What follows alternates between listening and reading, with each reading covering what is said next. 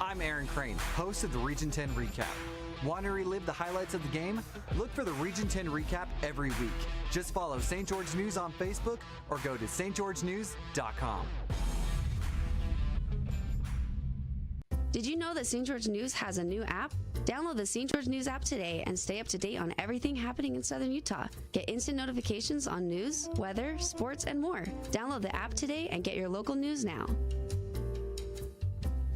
As a local business owner, it's important to get the word out about your business. More people equals more revenue for you. Get your business in front of over 160,000 people in Southern Utah each week with St. George News. Contact St. George News today. Check out this week's edition of TGIF on stgeorgenews.com. TGIF is your weekend adventure guide to all the fun and exciting things going on in Southern Utah this weekend. Find this week's edition at stgeorgenews.com and click the shows on the menu tab. Have a blast this weekend.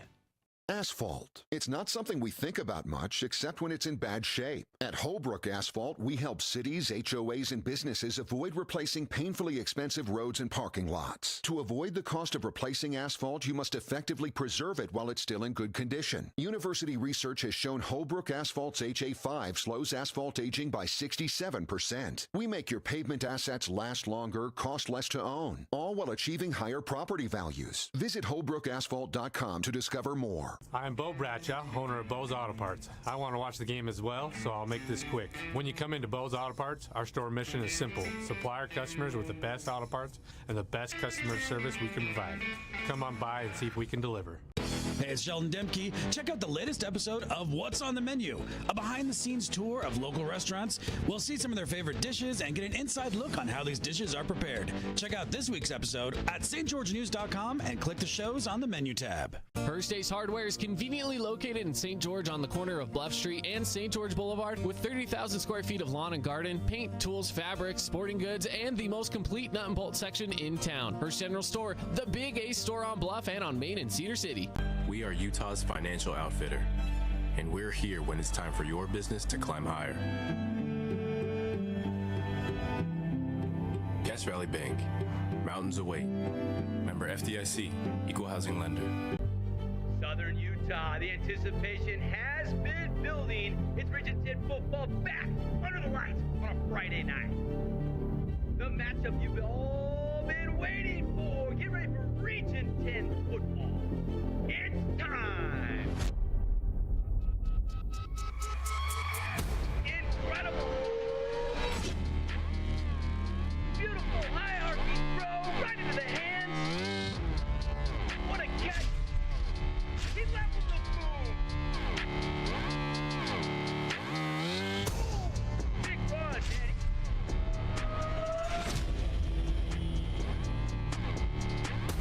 Oh, what a catch!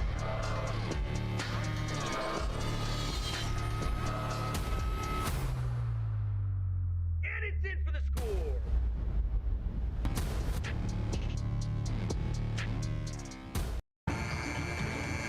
And now, right after this, flip us over. Game of the Week on Fox Sports Southern Utah. You're live. Well, good evening. Coming at you from Dixie High School here on the Fan Sports Network. Flyers 3-1 playing host to crosstown rival the Desert Hills Thunder, who come into this matchup 3-2. Devin Dixon alongside Paul Ratliff. This is our game of the week, and excited to be here. Two good old coaching buddies that spent about 7-8 years on the same sidelines. Now we're going head-to-head as rivals, although they are still good friends. Rick Berry had 2 stints with Coach Blaine Munkers as a defensive coordinator. Now in his second year of head coach of the Desert Hills Thunder. And of course, Coach Munkers is the longest tenured coach in the state of Utah in high school football, and they will lock horns tonight. Should be an epic showdown. Yeah, it should be an epic showdown. Two great coaches, two well-coached teams.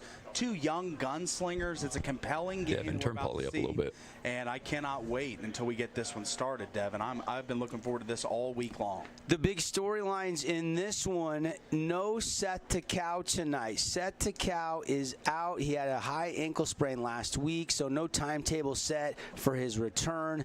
Sometimes those ankle sprains can be 4 or 5 weeks, even longer. Sometimes they're worse than a break. And so that's a major factor because in the loss last year head-to-head, Seth Takau threw a couple touchdowns and made some big plays because Bronson Barban was out, and that helped Tide Morris, Noah Fuatololo win. And Desert Hills, of course, went undefeated in region play, but it was the Dixie Flyers that got hot in the postseason when Bronson Barban came back and got all the way to the state championship before losing to the Ridgeline Riverhawks. Noah Fuatololo, who's been out with an ACL tear, has gotten cleared to play tonight, which is obviously risky because if he tears it again, then he'll have to hurry and go do the surgery. But right now, he's going to have surgery anyway, so he's going to brace it up, and he's going to try to play tonight. Going through his warm-ups, it looks like he's going to be the starting quarterback for the first time since week 1 against the Brighton Bengals.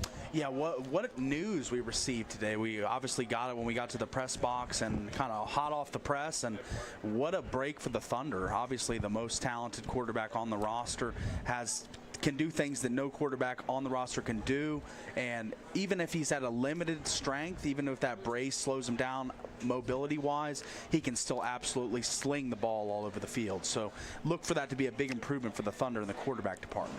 Officially want to welcome you into the Findlay Subaru pregame show. Did you know they're accepting school supply donations still going on for a few more weeks for kids in our area? So if you can, donate. Stop by Findlay Subaru to help out. And, of course, check out the all-star lineup on the savings side of the freeway of the award-winning Findlay Subaru family of cars, trucks, and SUVs. Let's get to the storyline. Bo Wall in Fui Atalolo's absence goes 50 of 86, 445 yards, 2 touchdowns, 3 interceptions. Pretty good for a sophomore coming in and gap filling, and he'll be ready to go if there is any kind of a setback tonight. But Fuatololo in that first game of the season goes 17 of 22 for 232 passing yards and had 2 touchdowns through the air. So, and another one on the ground in that week 1 win over Brighton. So this is a big storyline, him bracing up and trying to play in his senior season. Absolutely, and Bo Wall is the second leading rusher on the Thunder with 172 yards and 2 touchdowns. So you figure you'll lose a little bit of that mobility, pocket elusiveness with Noah being braced. You know, it might not have the same speed and agility and agile quickness that we normally see out of him. But in the throwing department, I could see it being a boon for the Thunder. It could be an absolute score having him back, being able to sit back there in the pocket and evaluate the defenses that only a senior can do. You know, Bo Wall's a sophomore, still learning, maturing, and Noah obviously comes in with great accolades, was one of the preseason hype guys that was coming into Region 10, and we'll get to see him tonight, and I'm looking forward to it. The other guy injured, not going to play tonight, Seth Takau. 3 out of 8 from the quarterback position, and that allowed Jalen Schultz to kind of solidify that job. They kind of wanted Seth Takau to be that Swiss Army knife on offense, also played a ton of defense, 22 carries on the season for 90 yards, but 2 touchdowns, and also had 3 receptions and another touchdown. So that's a big loss for them to be without Seth Takau. And so we saw him last week, and he had a pick 6 getting involved defensively. So he's everywhere, all over the field for the Flyers. They can plug him anywhere. That is a big loss. David Barchi will be kind of the main replacement. It might be a little bit by committee, but he will be the main guy that we'll see getting more reps for Coach Blaine Munkers. We know Jackson Barban's going to get a ton of reps as well. You look at Jackson's numbers coming into this game on the season, 22 carries, 119 yards on the ground, and then 7 receptions for 245 yards. He's averaging a whopping 35 yards per catch and has 1 touchdown on the season, so he's that deep threat. Plus, they can use him in the jet sweep.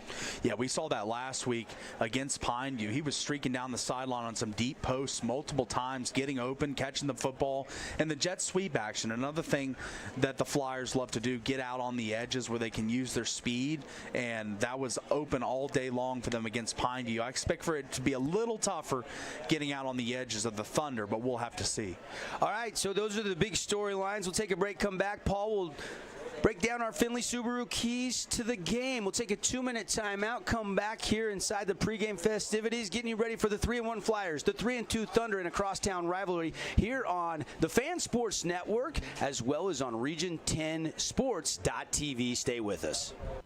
I'm Aaron Crane, host of the Region 10 Recap. Want to relive the highlights of the game? Look for the Region 10 Recap every week. Just follow St. George News on Facebook or go to stgeorgenews.com. Did you know that St. George News has a new app? Download the St. George News app today and stay up to date on everything happening in Southern Utah. Get instant notifications on news, weather, sports, and more. Download the app today and get your local news now. As a local business owner, it's important to get the word out about your business. More people equals more revenue for you. Get your business in front of over 160,000 people in Southern Utah each week with St. George News. Contact St. George News today. Check out this week's edition of TGIF on stgeorgenews.com. TGIF is your weekend adventure guide to all the fun and exciting things going on in Southern Utah this weekend. Find this week's edition at stgeorgenews.com and click the shows on the menu tab. Have a blast this weekend. I'm Bo Bradshaw, owner of Bo's Auto Parts. I want to watch the game as well, so I'll make this quick. When you come into Bo's Auto Parts, our store mission is simple. Supply our customers with the best auto parts and the best customer service we can provide. Come on by and see if we can deliver. Hey, it's Sheldon Demke. Check out the latest episode of What's on the Menu, a behind-the-scenes tour of local restaurants. We'll see some of their favorite dishes and get an inside look on how these dishes are prepared. Check out this week's episode at stgeorgenews.com and click the shows on the menu tab. Asphalt. It's not something we think about much except when it's in bad shape. At Holbrook Asphalt, we help cities, HOAs, and businesses avoid replacing painfully expensive roads and parking lots. To avoid the cost of replacing asphalt, you must effectively preserve it while it's still in good condition. University research has shown Holbrook Asphalt's HA5 slows asphalt aging by 67%. We make your pavement assets last longer, cost less to own, all while achieving higher property values. Visit holbrookasphalt.com to discover. Hey, welcome back, everybody. Dixie High School on a Friday night. Eventually we'll get under the lights here. It's homecoming for the Flyers as they play host to the Desert Hills Thunder.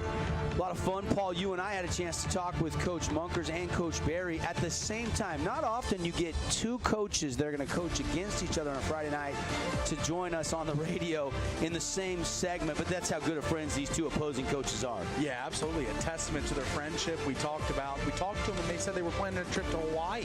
Yeah. After the season. So a little R&R for the coaches after a long, hard-fought season. I thought that was a cool tidbit. Yeah, and I'm baffled that you and I didn't actually get an invite. Yeah, I would have liked to relax on the island tropics, but, St. George, it's tropical enough for me, buddy. There you go. Findlay Subaru pregame show, keys to the game. Let's dive into it. Visit the all-star lineup, Findlay Subaru on the saving side of the freeway. Paul, let's start with the home team, the Flyers. It's homecoming. There's a lot of distractions. There's the Powder Puff game. There's the homecoming royalty. But for these football players, it's all business tonight for the football. They want to win their homecoming game and avenge last season's loss. And they got a lot of injuries outside of Seth DeCow. He's just the latest.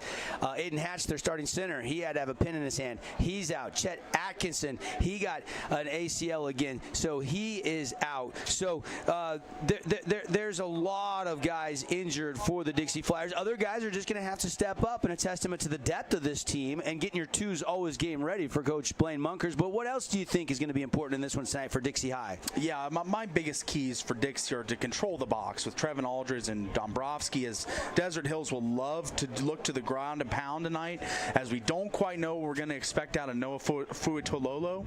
And I would continue the progression of Jalen Schultz. Air the ball out on first down. We saw him take shots on first down to Barban last week on the deep post and was hit hitting them on with regularity. So I'd like to see them take some shots and then find an X factor for Seth the Cow. There's got to be somebody else to step up defensively, offensively, be that Swiss Army knife for the Flyers, as they're going to be without one of their best defensive and offensive players tonight. For Desert Hills, I say you got to take what you're given if you're Noah. This is your first game back. You don't really know how that ACL is going to hold up. You got to test it a little bit. You kind of feel your way out.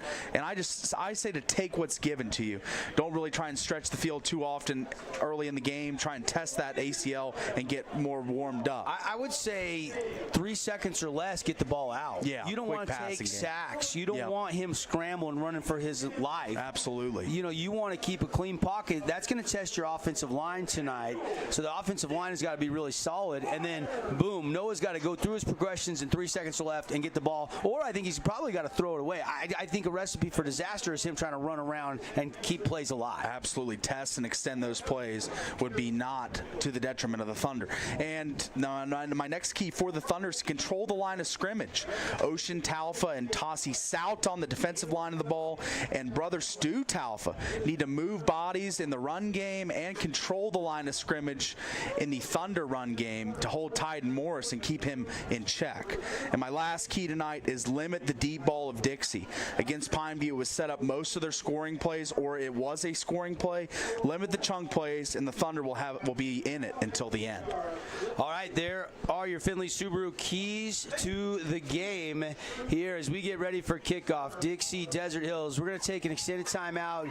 Junior ROTC and the color guard going to present the colors. So we'll step aside, message from our great sponsors. When we come back, Paul will pick an X factor for each team. We'll get you some final thoughts, and then it's the Thunder and the Flyers coming up here on Region 10 Sports.tv and the Fan Sports Network, your home for high school football. We are Utah's financial outfitter, and we're here when it's time for your business to climb higher. Guest Valley Bank, mountains away. Member FDIC. Credit card to your account. Click the car on the bottom of the menu. Select your... First Ace Hardware is conveniently located in St. George on the corner of Bluff Street and St. George Boulevard with 30,000 square feet of lawn and garden, paint, tools, fabrics, sporting goods, and the most complete nut and bolt section in town. First General Store, the Big Ace store on Bluff and on Main in Cedar City. I'm Aaron Crane, host of the Region 10 Recap. Want to relive the highlights of the game? Look for the Region 10 Recap every week. Just follow St. George News on Facebook or go to stgeorgenews.com. Did you know that St. George News has a new app? Download the St. George News app today and stay up to date on everything happening in Southern Utah. Get instant notifications on news, weather, sports, and more. Download the app today and get your local news now. As a local business owner, it's important to get the word out about your business. More people equals more revenue for you. Get your business in front of over 160,000 people in Southern Utah each week with St. George News. Contact St. George News today. Check out this week's edition of TGIF on stgeorgenews.com. TGIF is your weekend adventure guide to all the fun and exciting things going on in Southern Utah this weekend. Find this week's edition at stgeorgenews.com and click the shows on the menu tab. Have a blast this weekend. I'm Bo Bradshaw, owner of Bo's Auto Parts. I want to watch the game as well, so I'll make this quick. When you come into Bo's Auto Parts, our store mission is simple. Supply our customers with the best auto parts and the best customer service we can provide. Come on by and see if we can deliver. Hey, it's Sheldon Demke. Check out the latest episode of What's on the Menu, a behind-the-scenes tour of local restaurants. We'll see some of their favorite dishes and get an inside look on how these dishes are prepared. Check out this week's episode at stgeorgenews.com and click the shows on the menu tab. Asphalt. It's not something we think about much except when it's in bad shape. At Holbrook Asphalt, we help cities, HOAs, and businesses avoid replacing painfully expensive roads and parking lots. To avoid the cost of replacing asphalt, you must effectively preserve it while it's still in good condition. University research has shown Holbrook Asphalt's HA5 slows asphalt aging by 67%. We make your pavement assets last longer, cost less to own, all while achieving higher property values. Visit holbrookasphalt.com to discover more. Southern Utah, the anticipation has been building. It's Region 10 football back under the lights on a Friday night. That's what I thought you guys had one more. 110,000 members with 20 locations, and we're ready to meet even more. 20. Campus or a branch, we're Utah's teachers, businesses, and families for over 60 and part of your community. And while our name is changing, our commitment to you is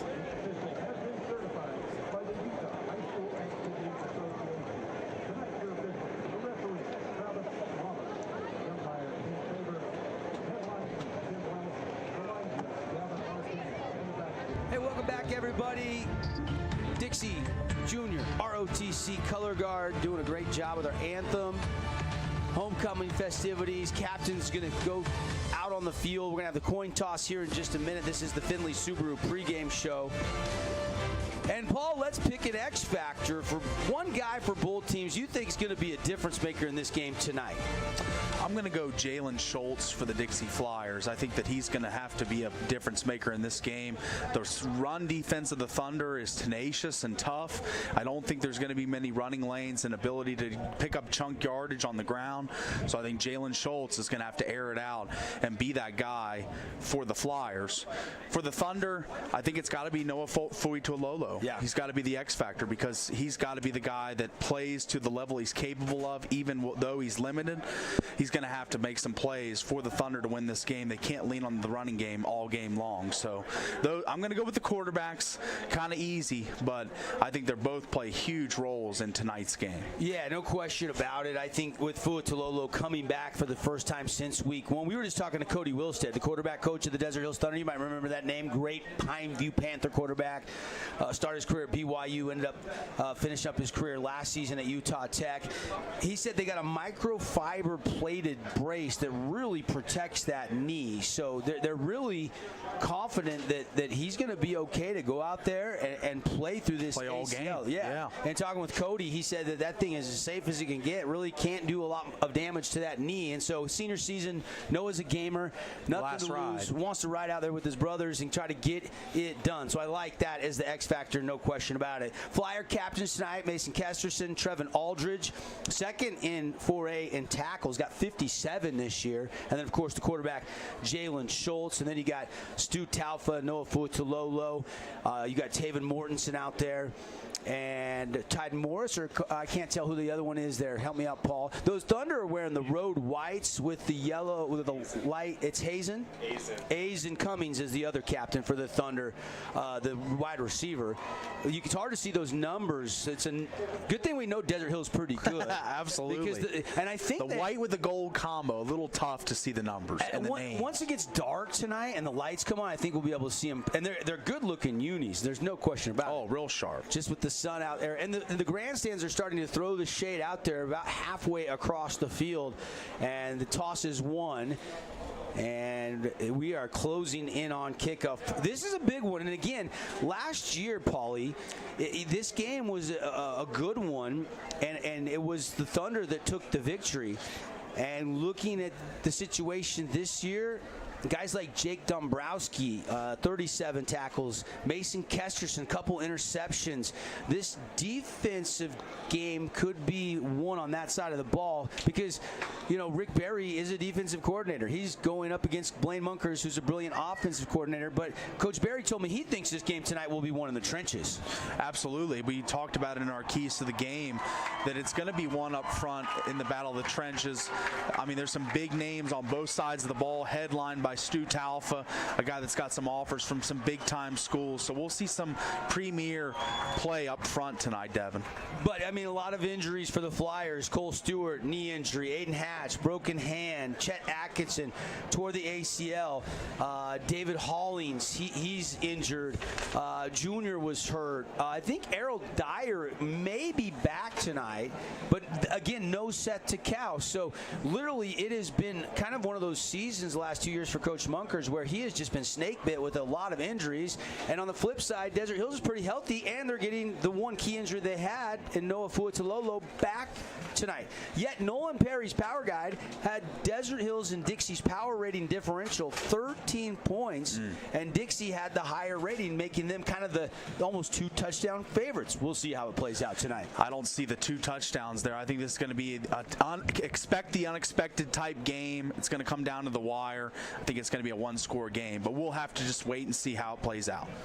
Officials are ready to go. Both teams' final preparations with special teams coaches standing at the 50 of the Thunder. Flyers are going to kick it off, and so the Thunder will have the opening possession, I believe. Actually, I think the return team coming on for the Flyers, so I stand corrected. It will be the Thunder that must have won the toss. I didn't see the actual coin toss. I was trying to find captains' names, Paul. So my mistake. So apologies there. Thunder deferred. So Flyers and that Blaine Munkers offense will have the ball to start this game, and we'll see Jalen Schultz. And it's time for Region 10 football here on the Region 10 Network. If you're listening on the Fan Sports Network, 99.5, 95.3, or up in Cedar City, I invite you to watch this game. Just go to region10sports.tv. When you get home, you can use your smartphone, put it up to your big screen smart TV, region10sports.tv, region10sports.tv. Love to have you in for the festivities tonight.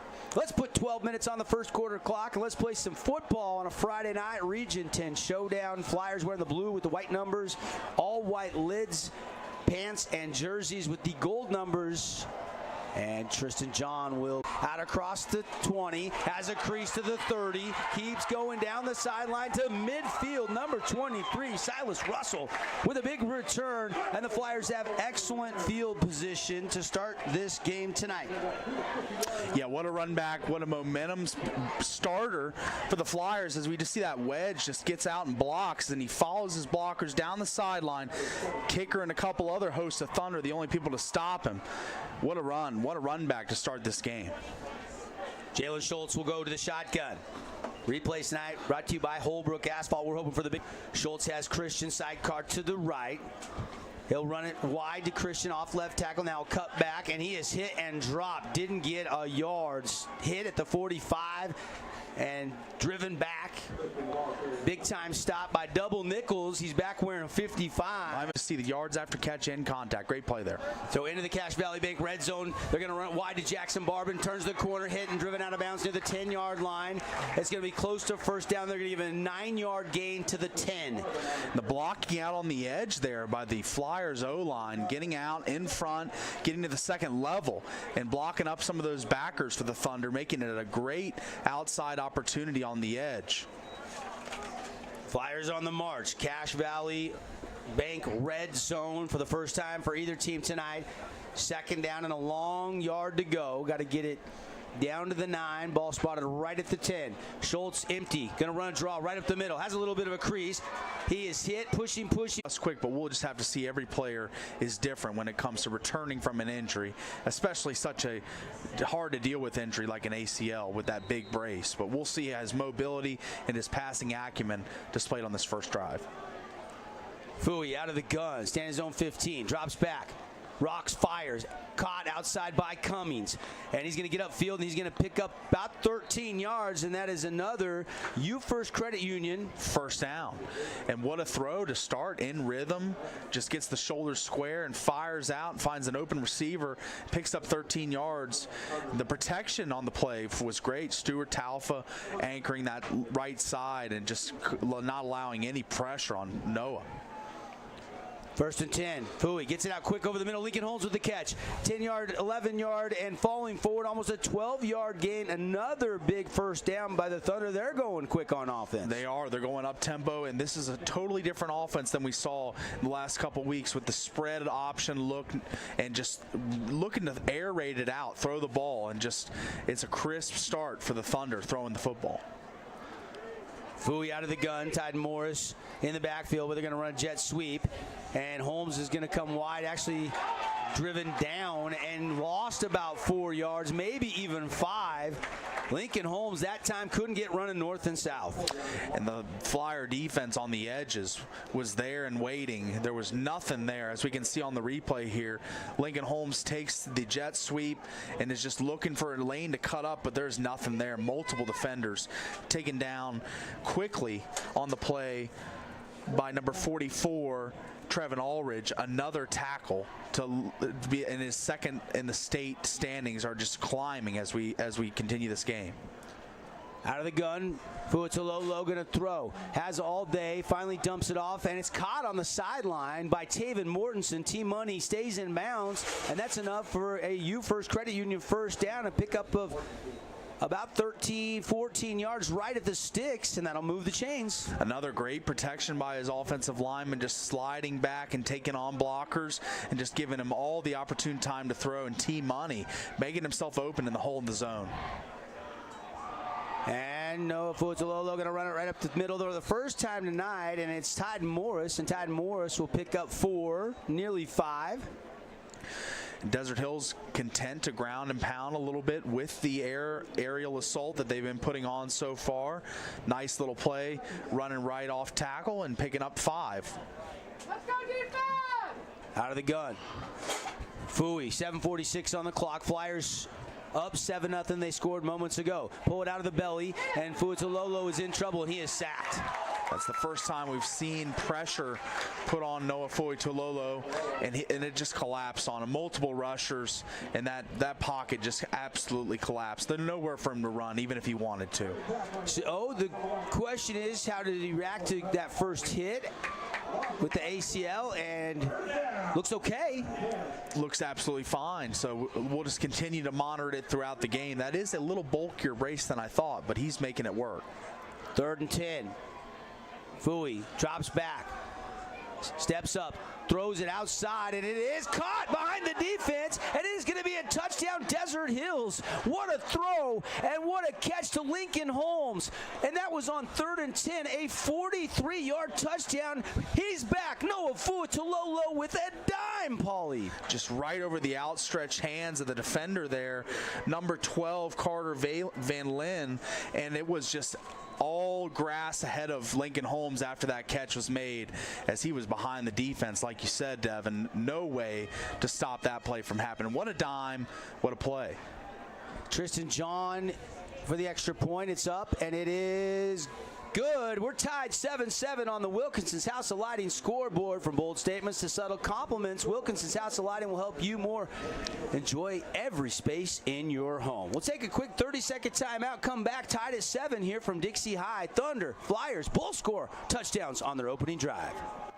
Asphalt. It's not something we think about much, except when it's in bad shape. At Holbrook Asphalt, we help cities, HOAs, and businesses avoid replacing painfully expensive roads and parking lots. To avoid the cost of replacing asphalt, you must effectively preserve it while it's still in good condition. University research has shown Holbrook Asphalt's HA5 slows asphalt aging by 67%. We make your pavement assets last longer, cost less to own, all while achieving higher property values. Visit holbrookasphalt.com to discover one last thing in there for this amazing job opportunity. Yeah, no, you guys, it's something we just can't control, so I'll go ahead and bring it over to you. Do your thing. 7-7 game.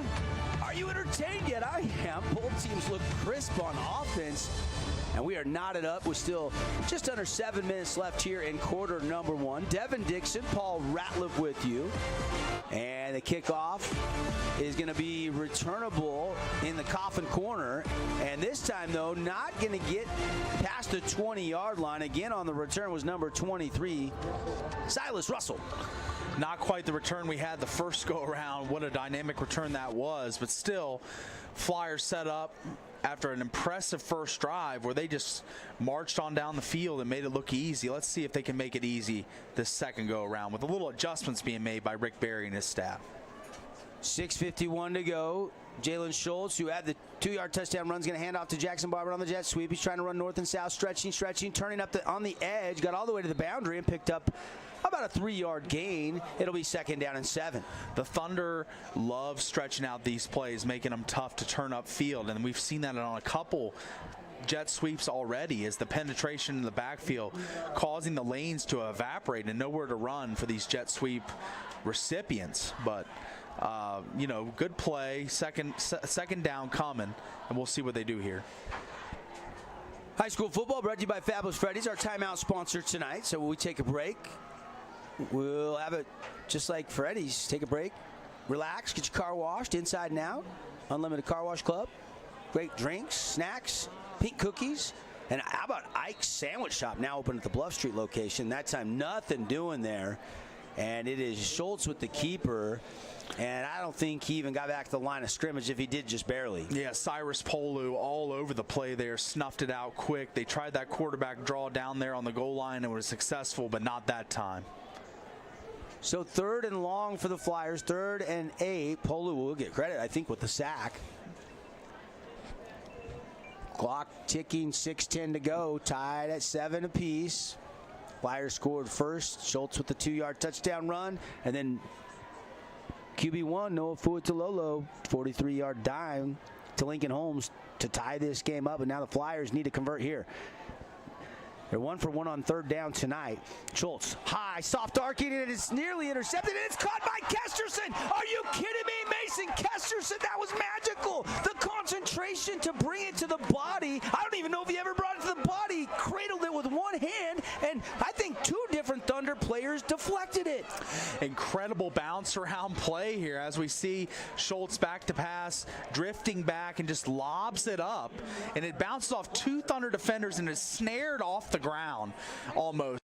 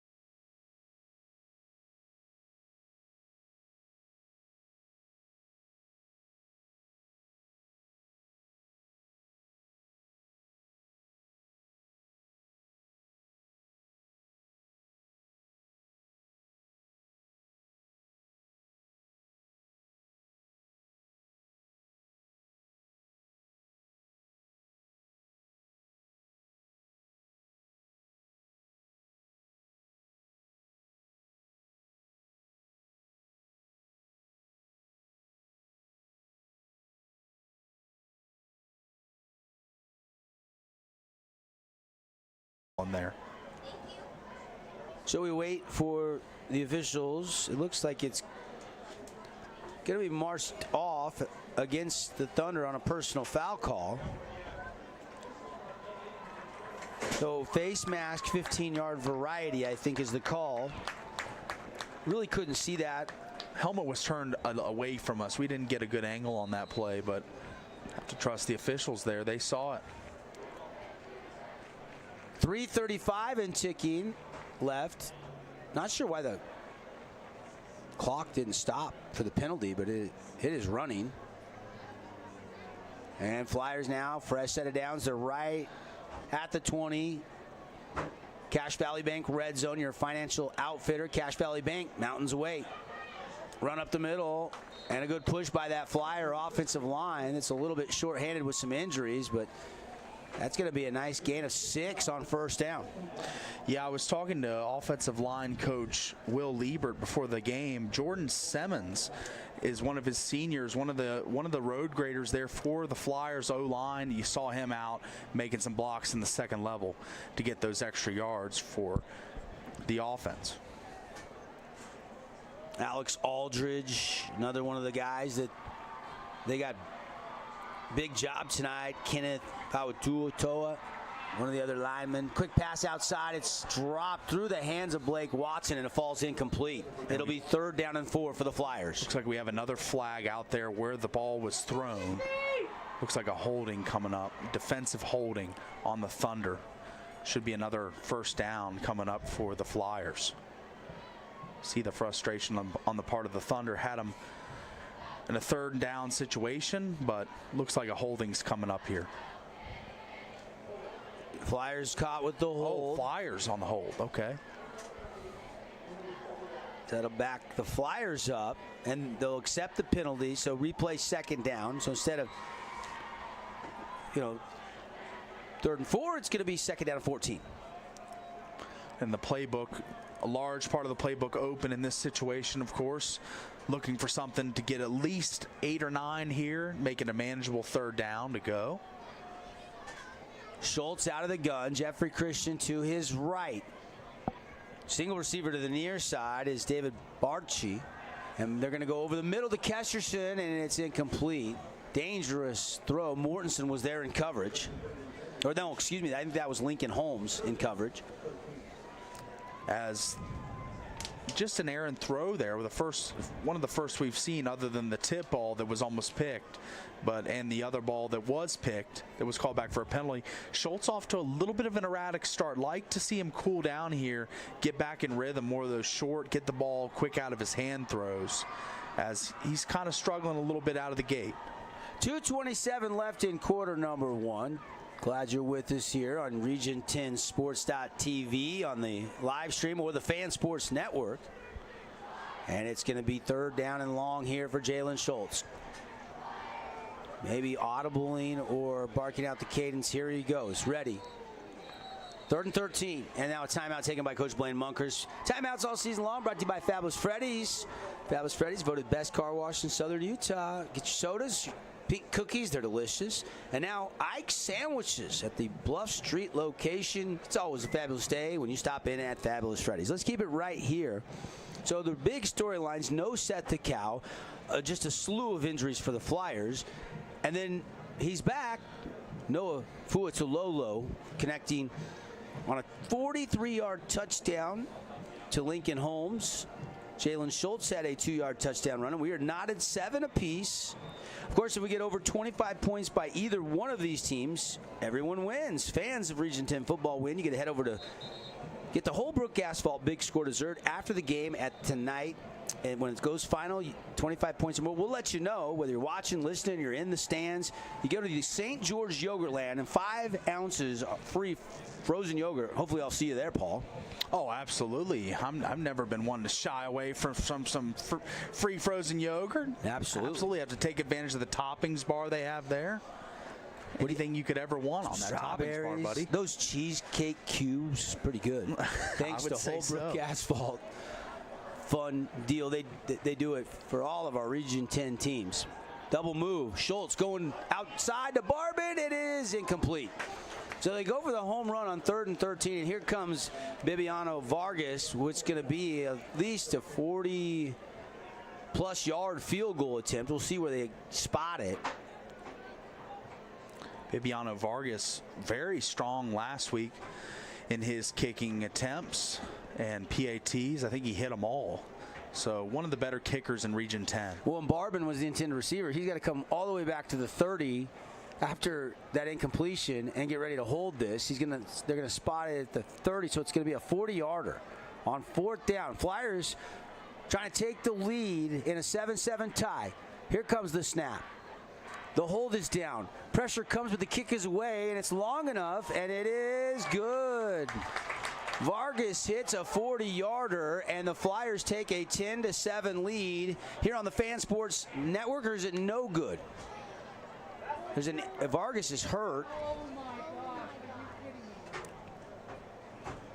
Take a look. The kick was away, and actually, Pretty sure it's no good. Oh, it just missed wide right. It did.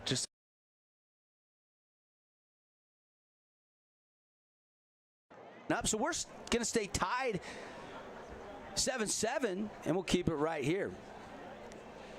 The one time I don't look at the officials and wait for their signal, and I'm wrong. Oh, it looked beautiful off the foot, and just a little outside. Well, you almost expect him to make it because he's such an excellent kicker. Automatic, and I jinxed him. The announcer jinxed, talking about his last week performance where he was 100% on PATs and field goals, and just missed one there.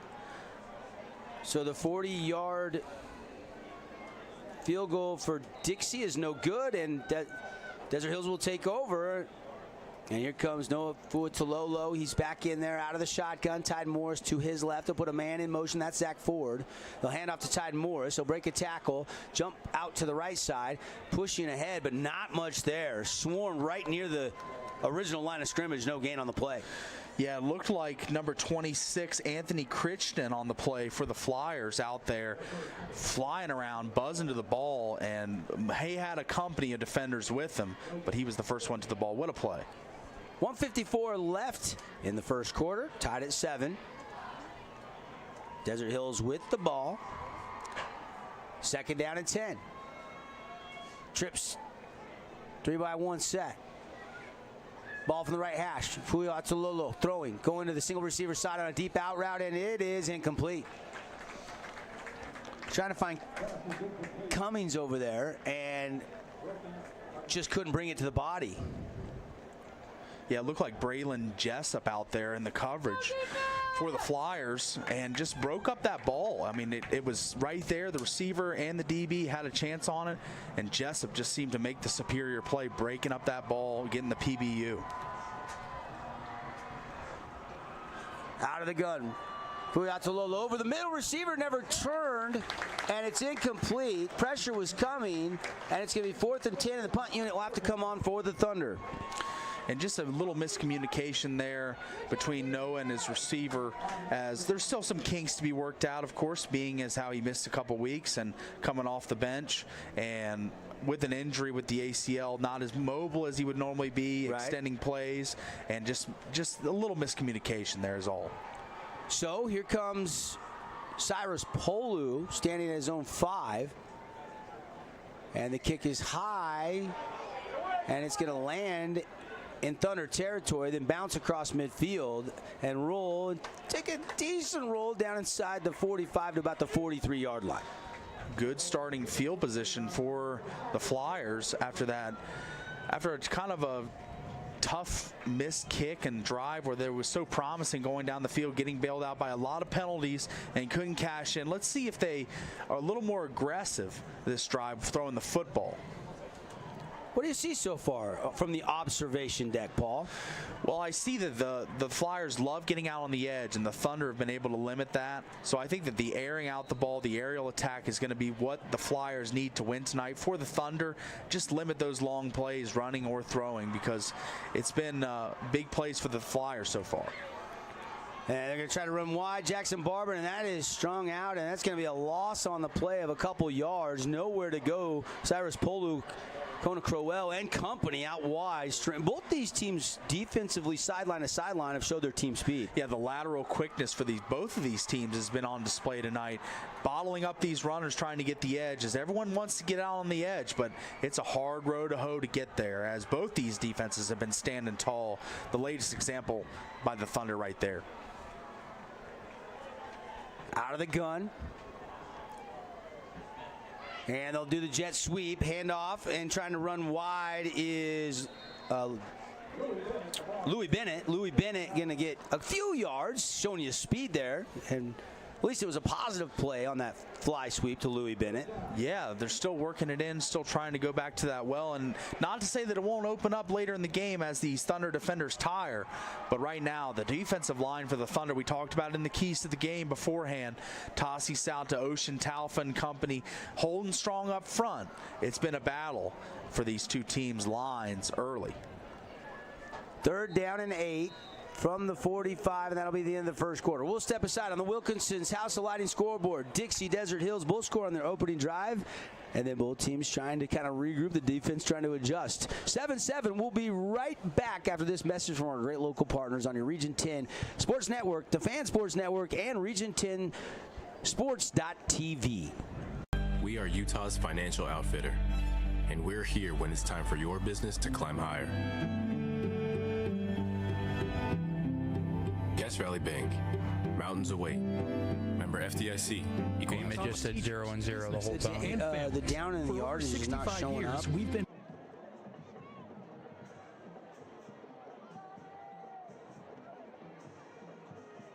First Ace Hardware is conveniently located in St. George on the corner of Bluff Street and St. George Boulevard with 30,000 square feet of lawn and garden, paint, tools, fabrics, sporting goods, and the most complete nut and bolt section in town. First General Store, the Big Ace store on Bluff and on Main in Cedar City. A little bit in his car too, so just something we got to roll with. All right, I'm going to bring it to you guys now. We're back here at Dixie High School, home of the Flyers. You're in Flyer territory for a crosstown rival. We played 1 quarter in the books, haven't settled anything. 7-7 ball game. And we're looking for our Bose Auto Parts, crucial part of the game. Don't think we've got there yet, too early for that, but we'll name that later in the game as Jalen Schultz is going to keep it on 3rd down. Quarterback will run it to midfield, and then he is dropped.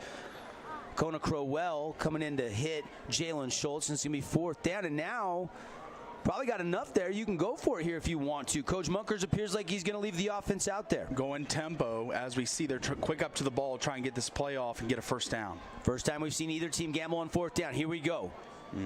Or will they try to draw the Thunder off sides? And now Coach Munkers is going to let the play clock and the game clock click down. And will he take a timeout? It appears so. So, timeout taken. Brought to you by Fabulous Freddy's Car Wash. Probably a good decision. Maybe you try to go quick count, get the Thunder jumping, and now they'll think things over. Doesn't mean they won't still go for it here. As always, we're going to be looking at naming our AWP Appliance Wholesalers Plus Playmaker Play of the Game. Washers, dryers, complete laundry sets, complete kitchens. Why pay more when you can pay less and buy right from the distributor at AWP, right across the freeway from the Bloomington Walmart? The playmakers in the appliance business. 11-12 second quarter. This game looks really evenly matched so far, Paul. It does. Both teams trying to assert themselves in the running game. But Desert Hills, our X factor before the game, Noah Fuitualolo, he's made some big plays throwing the football. Looks composed back there, poised, standing upright with the shoulders square, launching the ball, not afraid to take hits. We've already seen him take one. So on the Dixie side, I'd like to see a little more from Jalen Schultz so far. He's been a little erratic throwing the football. I'd like for him to clean it up a bit and just be within himself and find the open receiver like he was last week against the Pineview Panthers. Glad you're watching it with us on Region 10 Sports.tv or listen on the Fan Sports Network. Early moments, second quarter, punt unit is on, so Coach Munkers is going to try to pin the Thunder deep. Kick is angled towards the near sideline, land inside the 20, and it's going to bounce down inside the 5, and it's going to be down at the 2. Beautiful kick and he was shaken up, but Jonathan Bibiano Vargas is back in the game and pinning the Thunder. Yeah, we've seen a couple big special teams plays from the Flyers so far in this game. Silas Russell on the opening kickoff takes it back about 40 yards and then pinning them deep inside the 5-yard line. Special teams been the difference for the Flyers so far. See if the Flyers, Dan Odette's now the DC. You know, You look at the coaching tree for Coach Munkers. Rick Barry, who's now the head coach of the Thunder, 2 stints as DC. Ken Beezer had a stint. Wayne Olofopo had a stint. He's now the Crimson head coach. And now it's Dan Odette's turn. He's been here since Blaine Munkers started this job years ago. And they're going to run it, just try to get out of the shadow of their own goal. And now a flag's going to fly in late. And Stu Talfa was pancaking somebody, it looked like, Paul. And I don't know what the call is here. Yeah, Stu was driving his man. Might have been a little after the play. Not sure what they're calling here, but that could be the inclination to think here, Devin. As we get another look at replay, yeah. We see Stu there, number 51, and a little late after the play, just gives an extra shove. Yeah, it's tight. It's real tight. It plays behind boom, him. Boom. You know, it depends on when he hears the whistle, right? And the officials, if it was really delayed after the whistle, I could see how they would throw that flag. If it was right after the whistle, like almost where he kind of started to let up, like he just barely had heard the whistle, it wasn't a big hit. No. But certainly enough, and really doesn't hurt the Thunder too much because it's just half the distance to the goal. And so they only lose 1.5 yards or so after that short run of about 3 yards. So second down, they'll replay the down from the end zone. Fuiatololo has a man down the sideline. He overshot him. Cummings lays out, but was out of bounds. Javian Cummings, good effort, but wasn't going to stay in bounds where that ball was thrown. I like the shot, though. Noah's got the arm. You look for that sideline throw maybe a couple, 3-4 times a game, and they took one there with their backs to the end zone. I like the play call, the guts to throw it deep with your back to the end zone. Now it brings up a 2nd and long for the Thunder. 3rd and long, sorry. Yep. Correction there. And here comes the play in the end zone. Fui lets it fly outside, caught at the sticks, and that is going to be Taven Mortensen, and that's going to be enough for a U-First Credit Union. First down, and Taven Mortensen playing both sides of the ball tonight effectively. We've seen him defensively covering some of the Flyers' premier guys in the receiving corps, and now he makes a catch of his own right along the sideline, toe taps the beautiful catch for the first down. So here we go. Thunder going quickly. Quick toss to Morris. He stiff arms a man. Gets out wide to the 15 and stretching across the 20-yard line. And that's going to be a pickup of about 8 yards by Tyden Morris. And Tyden Morris being the first Thunder player that's been out on the edge into an effective result as he gets upfield for about 8 on a tough run where his linemen are out pulling in front of him. It was a beautiful play design for 8 yards. And I like to see more of that if they're on the edge. Bring some of those linemen, bring some of those big hogs, those guards and tackles, pull them out there, get them out in front. Second down and short. Another opportunity. You could take a shot here on this down and distance, but they're going to run it to Morris. Morris going to pick up the first down, hit by Aldridge, bounces around and keeps pushing, and he's going to get out across the 34-yard line. There's like 5 extra effort yards right there by Tyden Morris, just driving his feet, not giving in, and just keeps the clock rolling and keeps the chains moving for the Thunder. 3 drives, 3 touchdowns for Snow Canyon as they're up 21-0. Another Hunter Johnson touchdown. We knew they would be dangerous this year, just when it would happen. And as we can see now, the Snow Canyon Warriors taking off 21-0. 1st and 10. Fui, swing pass, caught and dropped. Big hit there. Coming up, making the stop, number 15 for the Flyers. That's Kason Grover. And Holmes, really, as he caught it, was dropped immediately. Absolutely. Let him right into the defender. Not a throw you want to make there if you're Noah, because that could get a guy hurt, but it was a throw he had to make. Little special delivery from the our friends in the press box. Got some Chick-fil-A sandwiches delivered. How's that sound, Paul? I can't smile any bigger. I look like the Cheshire Cat in here. Fui looking to throw. 2nd down. Steps up in the pocket. Now he's got time. Now he's going to dump it underneath, and it's caught. And it's going to stay in bounds and down the sideline. And finally driven out of bounds is Taven Mortensen down inside the 25-yard line. The knee looks fine. Is Fooey just dancing around, makes a play with his arm, and then Mortensen, I don't know how he stayed in bounds, Paul. And we saw Stu Talfa just taking his man, one of the only players available to make a hit on Noah, as he is just driven completely out of the play, and Mortensen given more time to get open as he finds a spot in the zone and just sits down and makes a huge play for the Thunder. Tied 7-7, 8:23 left on the second quarter clock. Draw play to Tide Morris. Morris tries to go low, but a great tackle getting even lower.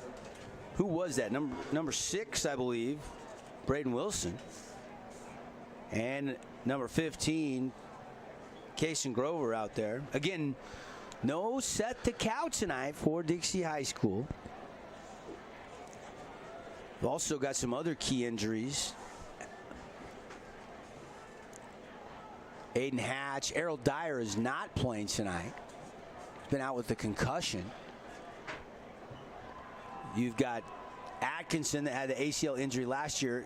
Tore the ACL in the same knee. I think it was week 2 in the Riverton win. They've just had a host of injuries. But Fooey, who tore his ACL, he's braced up, and he's playing tonight. You got to love the guts of this kid. A quick pass, and it's complete. Fooey finds his man down into the 10, just outside of the 10. It's Mortensen again, and that's another nice little timing route. He's getting it out quick tonight, Paul. He is. They obviously know the protection issues have been there for Bo Wall at times, and Noah Fooey-Tulolo just getting the ball out quickly, West Coast style, getting that ball out of his hand within 3 seconds. They're into the Cache Valley Bank red zone. That's another first down. And they're going to run it, and driving down to the 3-yard line were the Thunder and Tide Morris. Another nice gain, about 8 yards on first down. The Thunder ground and pound right now, just willing to play power football down here near the goal line. Pull it out. Fooey looking to throw. Over the middle, caught. Cyrus Polu, touchdown. Desert Hills takes their first lead of the night. And it is going to be, a 4-yard touchdown pass. Fooey's second of the evening. Polu was wide open. Well, I talked about rust before the game for Noah. Absolutely no rust, as he's looked sharp throughout. Another wide open receiver in the end zone just hits his man on a simple pitch and catch. Thunder up 13-7. And here comes the extra point. And now we got stoppage. Flags fly. A little early start there for the Thunder. Had a flyer coming up into the box, faking like he was going to blitz. And he got a little early movement from the Thunder. Back him up 5 yards. Still a manageable kicking situation for number 17, Tristan John out there. Yep. He's kind of the extra point guy. If they try field goals, Shaden Scott, who's kind of been a little nicked up, is the guy. And he hesitates, and John still goes ahead and kicks it, and he kicks it through. And so it's 14-7 on the Wilkinson's House of Lighting scoreboard here on the Fan Sports Network, your home for Region 10 football, as well as our viewers on region10sports.tv. Quick break. We'll be back. Thunder by 7 here. I'm Aaron Crane, host of the Region 10 Recap.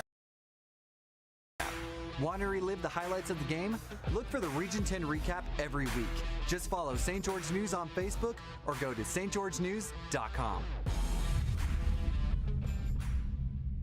Did you know that St. George News has a new app? Download the St. George News app today and stay up to date on everything happening in Southern Utah. Get instant notifications on news, weather, sports, and more. Download the app today and get your local news now.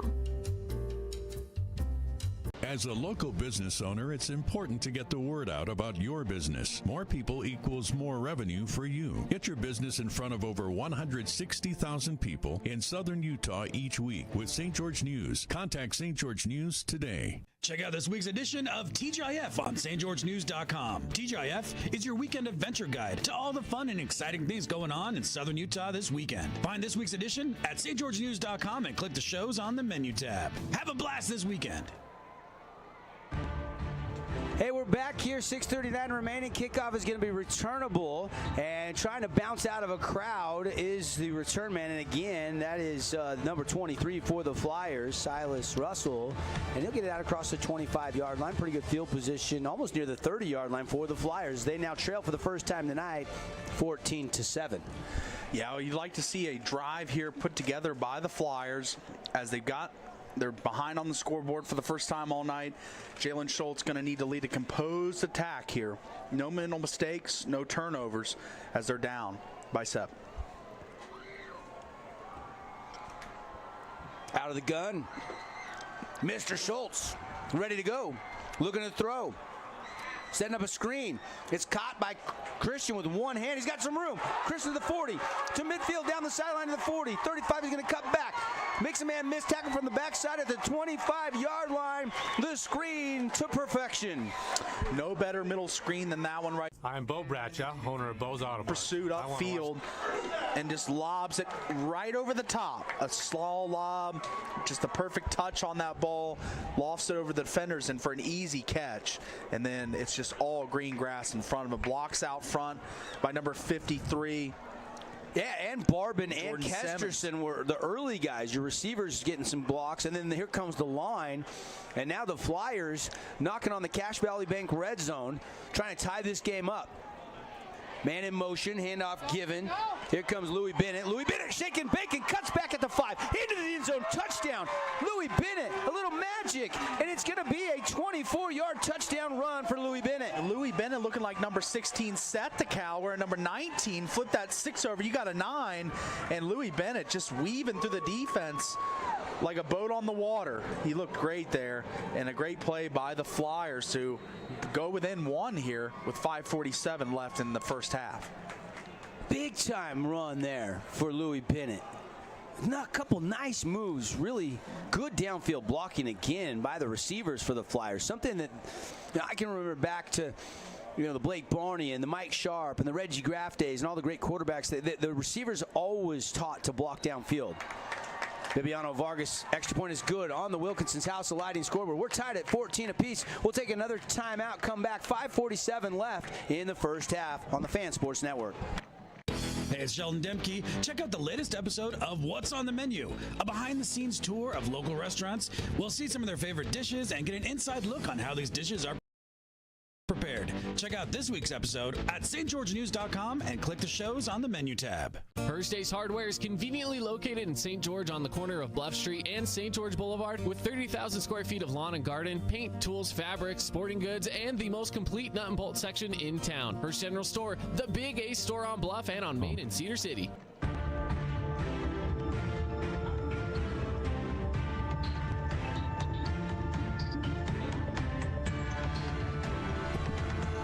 Well, Paul, looks like Holbrook Asphalt Big Score Dessert might be in play. Already 14-14, and we still have just under 6 minutes left in the first half. Yeah, Big Score Dessert. Everyone's going to be able to head over there early tonight. We're headed for a high-scoring game as both teams starting to fire on all cylinders. 5:47 exactly on this return on the clock. It's into the end zone for the touchback. And great entertainment. This is what we thought this game might bring us tonight. Really, really good play. Two well-coached teams battling out in a crosstown rivalry. Yeah, we can tell the tensions are high on the field as this is a rivalry that's dated back for years and years and years with coaching staffs that are familiar with each other. But it's been a clean-played, well-played game, an exciting game at that. And we got 2.5 quarters of football left. Noah Fuatololo back in a quarterback. First time he's played. And some movement. Flags will fly. Looked like the left side defensive end for Dixie, number 26, Anthony Crichton, jumped early. You got to watch the football, right? Absolutely. It's one of the key things for a lineman on either side of the ball. Either know the count or watch the ball. 1st and 5 now for Desert Hills. Tied 14-14. Fooey looking to throw. Has time. Lets it rip. Complete on the sideline. And a nice catch again by guess who? Taven Mortensen. He's kind of been the guy tonight that's looked so great. Had a couple catches, his 3rd of the night. Of course, Holmes had that long touchdown catch. Fooey's getting it out quick. He is. He's getting it out quick and in rhythm. To some of his favorite targets as Taven Mortensen has emerged as that guy throughout this game. So T-Money makes it a U-First Credit Union first down. Back to work, draw play to Tyden Morris. He's clipped up and dropped. Great stop down there. That was number 28, Taloa. Tatua Taloa, the senior, I believe, was the guy that made that tackle, if I'm not mistaken. And a great play there by the Flyer defense to make this a long way to go for these next couple downs. 2nd and 11 behind the sticks. Lost a yard. Out of the gun.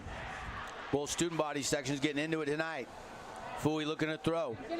Lets it rip again, and it's deflected and almost intercepted. That was number 15, Grover, I think, breaking on the ball and deflecting it. Nice B-rub.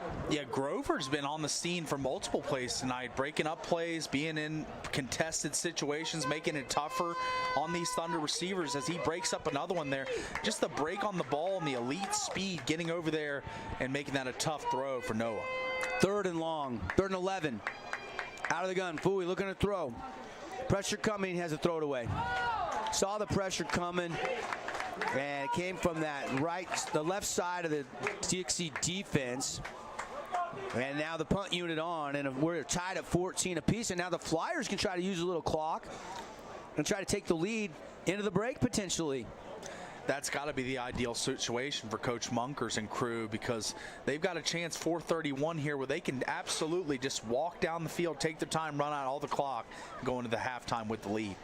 Cyrus Polu, big foot into this one. Nice kick and a land inside the 15. They got him bottled up, and they'll drop him at the 20. Good kick coverage there as well. So going to be 80 yards roughly to go. They'll give him the 21 as he fell forward. So 79 yards away from retaking the lead. Flyers jumped out 7-0, 2-yard touchdown by Jalen Schultz. Noah Fuitzalolo, 43-yarder Lincoln Holmes, 7-7. Then the defense has made a couple nice stands before Desert Hills. Noah Fuitzalolo hit Cyrus Polu, and then Louis Bennett just tied it a few minutes ago. What do you see, Paul? Oh, I thought I was seeing an alumni, one of the Thunder or Flyers, out in the stands here. Quite the tall fellow, big guy. I'm not sure who you're referring to. I missed it. There's been some famous alumni to come through Dixie High School. Absolutely, all the Doug players. Jolly. Yeah. We mentioned some of the quarterbacks, but right now Peyton Wilgar probably the biggest name as far as alumni, outside linebacker, team captain for the BYU Cougars. Big game for them tomorrow night against Oregon. Hobbs Nyberg also with BYU, a former Flyer. He's dressing tomorrow for the first time this season, which tells me maybe a short run up the middle, about 5, maybe 6. Actually, they're going to give him almost 7. Potentially worrying about Nakua. Yeah, they need a little more depth in that wide receiver room. So we could see Hobbs get some time tomorrow. That's exciting. Well, we saw Chase Roberts be the guy as a freshman last week in that win over Baylor in overtime. 14-14, clock ticking, 3:15 to go. 3rd down and 3. Flyers not in a hurry here. Still have 1 timeout left. Desert Hills has all 3 timeouts, which they can save if they get a stop. And it's a bad snap. Schultz is going to run out of there and throw it away. And it's going to be 4th down. And Desert Hills now, with that bad snap, he's going to have a chance to get the ball back. An incredible pursuit there as the ball was on the ground. As the ball, it was just a free-for-all, and Jalen Schultz able to scoop it up and just Hail Mary it down the field as there was no other play there. The swarming defense of the Thunder was just tenacious on that play. Well, and that's not Jalen Schultz's fault, I don't think. And Jalen Schultz, actually, by scooping it up and throwing it away, going to give his kicker a little bit of room to try to at least flip the field and make it a long way for Desert Hills to try to get some points here before the half. But a lot of clock still left, 2:50 left. Plenty of time to go down the field here, as well as Noah's been playing, and Tyden Morris, ground and pound off the tackles. He's been doing great as well. I'd look for the Thunder to try and score a touchdown here. Vargas kick is going to be low, and it's going to be returnable. No, he's going to fair catch it. I didn't see the signal, but it is a fair catch by Mortensen at the 37-yard line. We're looking for our Morgan Pest Control defensive play of the game. Also, the Jason Baum of the game, brought to you by Jason Baum, Bay Equity Home Loans. We've got one of those already on that deep pass to Lincoln Holmes for that touchdown, 43-yarder. 2:43 now, 14-14, tie game here late in the first half. Thunder take over, working left to right on your radio dial. We're in the white unis. Flyers dig in. Fouie taking a shot, has a man behind the defense, trying to race it down, and he dives and can't get to it. Incomplete pass. And that was all the way down the Flyers' 20-yard line. And that was a beautiful deep ball that was just out of the outstretched arms. But we're seeing a lot from Noah tonight that are giving me signs that he'll be able to play the rest of the season with the way that he's been sitting back there and being able to throw, not using his mobility as much, just being a pure pocket passer and just putting balls out there to receivers. That one didn't hit, but he's been mostly accurate all night long. Well, the 3-year starter does give you that experience. Bo Wall has done an admirable job as a sophomore in his absence, but you can tell Fouie has a little bigger cannon. Fouie drops it underneath, caught, Titan, and Lincoln Holmes, is going to take it into Flyer territory, and that's a U First Credit Union first down. First down. Yeah. And it's been a concerted effort from the Thunder O-line. They've been digging in on pass sets and giving Fouie Tololo plenty of time. Been seeing that from Stu Talfa and a host of other players. Jerem Wilkins has been providing great protection at the guard position all night long. That right side, just very strong with those two. Yeah. Pak Akua, too. Another part of that offensive line. And there's a deep pass again. They thought that maybe he could get it to Cummings, but incomplete. Javian Cummings again down that sideline. And the flag came in, and maybe there was a little bit of hand fighting or a little bit of a hold thrown out there on the secondary of Dixie. We'll wait the flag. And that's what you get when you take shots, Devin. You give yourself the ability to draw a flag, and that looks like exactly what the Thunder did there. You throw one of those 50-50 balls down the sideline, there's a 50-50 chance they'll catch it or drop it, but there's also a chance that there will be a penalty called. They're the beneficiary of that one there. Travis Roberts, our white hat tonight, indicating it was pass interference. So 1st and 10, Thunder now at the Flyer 35. We're tied 14-14, just 1:57 left here in the first half. Morris switches to the left of Fouie Tololo. Quick hitter, and Holmes wasn't quite turning in time as Noah put it out. Maybe trying to get it in front of the safeties in that little hole there. And Holmes, and yeah, he's been out for 4.5 weeks. So we've seen a couple miscommunications, but you just chalk that up to the reps and practice not being there, of course, and just a couple miscommunications. Of course, last week, Dixie beat Pineview at 1-0 in region.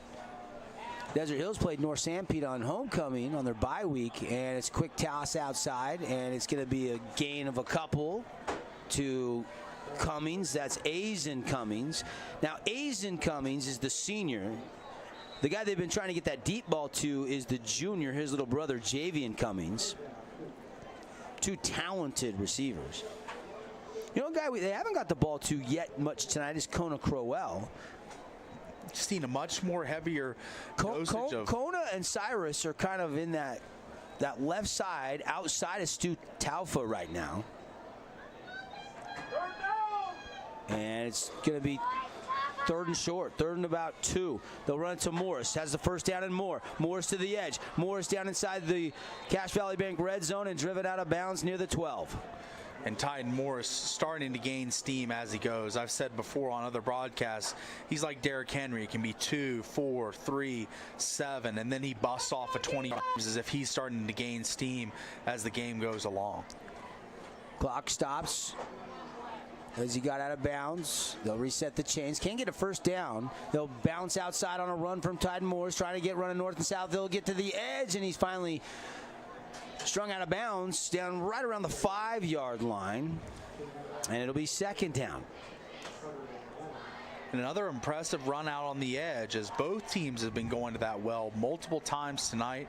Thunder getting more successful as they go. It seems as if they're getting more big guys out in front down the field, and that's providing some more lanes for the runners. 2nd down and 6 from the 8-yard line. 1:29 left here in the first half. They'll run it. Nope, they'll blow the play dead. They were going to hand it off to Kona Crowell, and then we had a penalty. Somebody moved, I believe. Give me false start on the Thunder. That'll back them up. So back them up to the 13-yard line. Second down and 11. Again, the Thunder can get that first down around the 2. We're tied 14-14, Paul. And both teams trying to grab the momentum here going into the break. Yeah, Uncle Mo, he's one of our favorite characters to show up, and he hasn't yet, as both teams have been pretty tight. But play action, they'll fake the run, throw it. It's complete, but nothing much there. Down to the 10, just inside the 10. Catch made by Tran. And now timeout taken by the Thunder. Thunder pass game coordinator is Jim Eggleston. The run game coordinator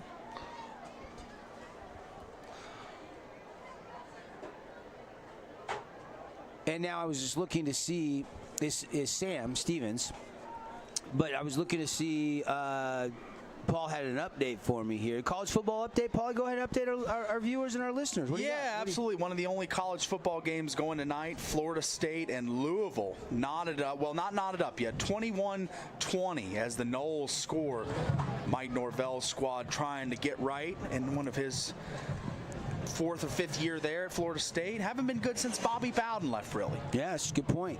No, that's an entertaining game, though, right? Absolutely. Nice tight one on a Friday night. Yeah, Friday night football, can't beat it. At the college level, we got high school, we got college, we got a ton of college tomorrow. Some big games in the state of Utah here on the Fan Sports Network tomorrow, 6 o'clock kickoff. We'll start the pregame show right around 5:15. Utah Tech taking on number 12 Weber State, in-state showdown. Of course, you got that BYU at Oregon game. Utah's got San Diego State. SUU's going out to Western Illinois. So it's going to be a loaded slate of games. So they put some time on the clock after the timeout. It's a Fabulous Freddy's timeout. And now a big third down. 3rd and about 8 from the 10.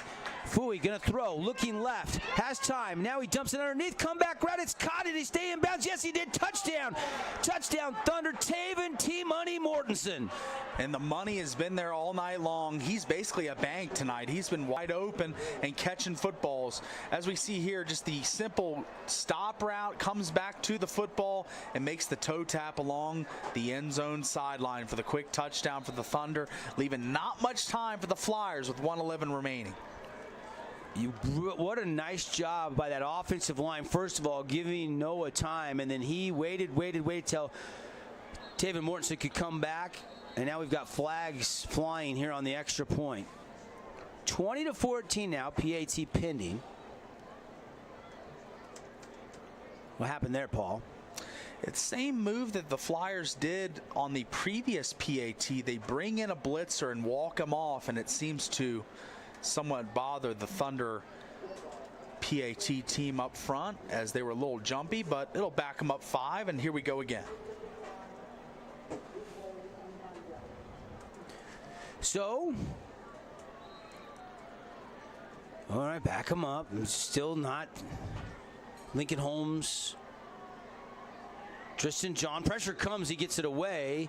And it is good. So 21-14 on the Wilkinson's House of Lighting scoreboard. Lights, fans, home decor, and so much more at Wilkinson. We'll take a quick 30-second break. Come back with the rest of the first half on the Fan Sports Network and Region10Sports.tv. Asphalt. It's not something we think about much except when it's in bad shape. At Holbrook Asphalt, we help cities, HOAs, and businesses avoid replacing painfully expensive roads and parking lots. To avoid the cost of replacing asphalt, you must effectively preserve it while it's still in good condition. University research has shown Holbrook Asphalt's HA5 slows asphalt aging by 67%. We make your pavement assets last longer, cost less to own, all while achieving higher property values. Visit holbrookasphalt.com to discover more.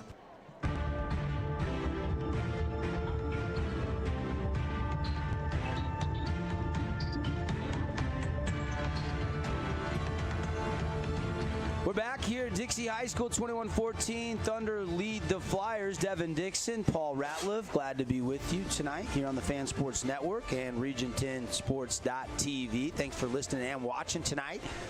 And we're getting real close to that Holbrook Asphalt big score dessert. Already, the Thunder putting 21. 3 touchdown passes. He's back. Noah Fuatololo. Flyers, though, chance to tie it here. A little bit of time left, but the return's going to be taken out just to the 20-yard line. And here comes Jalen Schultz. How aggressive does Blaine Munkers want to be here, Paul? You never know with Coach Munkers. Of course, he can step on the pedal at any moment and bring a ton of pressure and offensive pressure, that is, and throw the ball. Or he can just go to halftime down 7. It's reasonable. So I'm interested to see what he does here. But I'd put the gas pedal down and try and tie this game up, or at least get in position for a field goal, maybe a big play. We'll see what Coach Munkers wants to do. He's going to go with a single receiver, ball on the far hash. Kesterson out of the tight end, just offset the right tackle, then twins to the near side. Schultz looking over that way, and it's going to be incomplete. Looked like he wanted to run a comeback route to David Barchi, and Barchi didn't turn around in time. Looked like he was thinking the ball was going to go underneath the Kesterson, and he was going to throw a block. Yeah, Barchi was a guy last week that was a prominent receiver, featured throughout the game, and they're starting to get him involved here. Barchi just not on the same page as Schultz on that play, but I'd look for him to be involved more throughout this game because he is a talented playmaker. Coming up, Rally Stop halftime show, but first a run here to Louis Bennett. Louis Bennett trying to find any kind of a hole out wide, and they string it out. Absolutely blown up all the way there. Thunder defense all over the scene. Azen Cummings first to the scene and first to the ball, makes the play in the backfield, as it looks like the Flyers might just be content to, well, I don't know now. We got 46 seconds left. Thunder might be thinking about getting the ball back here and trying to cash in on some points. Yeah, because they still have 2 timeouts remaining, and I think they just used their second one there, so they still have 1 left. Maybe try to go after a punt block, or if you get a good return, maybe take a couple shots to the end zone or try to get it down into field goal range. It's going to be 3rd and 11 for the Flyers, with 46 seconds left in the first half. Entertaining first half, though, here from Dixie High School. Thunder up 21-14 on the Wilkinson's House Lighting scoreboard. Cross town, and we've got this game on our sister station, 93.1, St. George News Radio. Snow Canyon looking good. Hunter Johnson, 39-yard TD. And it's now 27-0 as Hunter Johnson's ran for 2 and thrown for at least 1 more. He's having kind of a first half like Noah Fuatololo, I think. Absolutely. Chipping in a multitude of ways, running the football, throwing the football. He's a supreme athlete, and we were just waiting for Snow Canyon to take off. And this might be the precipice of them and their run of dominance here through the region. We just haven't seen them play up to their capabilities, and it looks like that speed is finally on display tonight. So 2 running, 2 passing for Hunter Johnson over there at Snow Canyon High School. So Flyers need 11 here. Well, they might have to punt, and flags fly. And we'll reset everything, some movement in the trenches. Looks like an offsides on the Thunder. Kind of fun to see Sun YFL, the youth football league that was started about 12 years ago, 10, 12 years ago. I can't remember exactly. A lot of these players starting at 3rd grade, and now they're starting varsity football. The youth program has really elevated, I think, our varsity play. Schultz looking to throw, 3rd down, completes it outside to Kesterson. Kesterson is going to take it ahead, and Kesterson is going to have a First Credit Union first down. And what a play there by Kesterson, finding an open hole again in the zone and just exploiting that and getting upfield, picking up a nice hearty gain, making this a little more of a situation where you think about it. They're going to go quick. They're going to try to screen to Jeffrey Christian. It's complete to the 40, to the 45, and out of bounds near the 46-yard line, a pickup of 8. And a modest play again, but positive yardage, and the clock stopped on the out-of-bounds play there. What a smart play by the Flyers. You can tell they're a well-coached team throughout. And, Vargas missed from 40. He would love to have another chance because he's a really good kicker the Flyers have. Full confidence even after missing one. But they probably got to get it right around the 30 to get it to like that 46, 47-yard field goal range. Right now they're at their own 1:45 with 23 ticks left in the first half. Over the middle, caught by Kesterson to the 45 of Desert Hills and stood up and dropped. And I think Coach Munkers might have to take his last time out. But they don't have to take it yet because the chains will move. It's you first credit union first down, so maybe they won't. Now the clock is ticking. 10 seconds. Coach Munkers wants them to snap the ball. Now there's 7 seconds. And now flags fly, and they'll blow it dead with 6 on the clock. That took too long, Paul. It absolutely did. From getting into the play and to snap, it took about 14 seconds or so. Just too much time running off the clock for Coach Munkers and crew. I know you want to try to get a little bit more yardage, then take the timeout so you can use the middle of the field. But at the same time, now you really have to take almost a Hail Mary shot or go to the sideline and get a first down. You got to get at least 10, 11 yards, I think, to even have a shot to kick a field goal.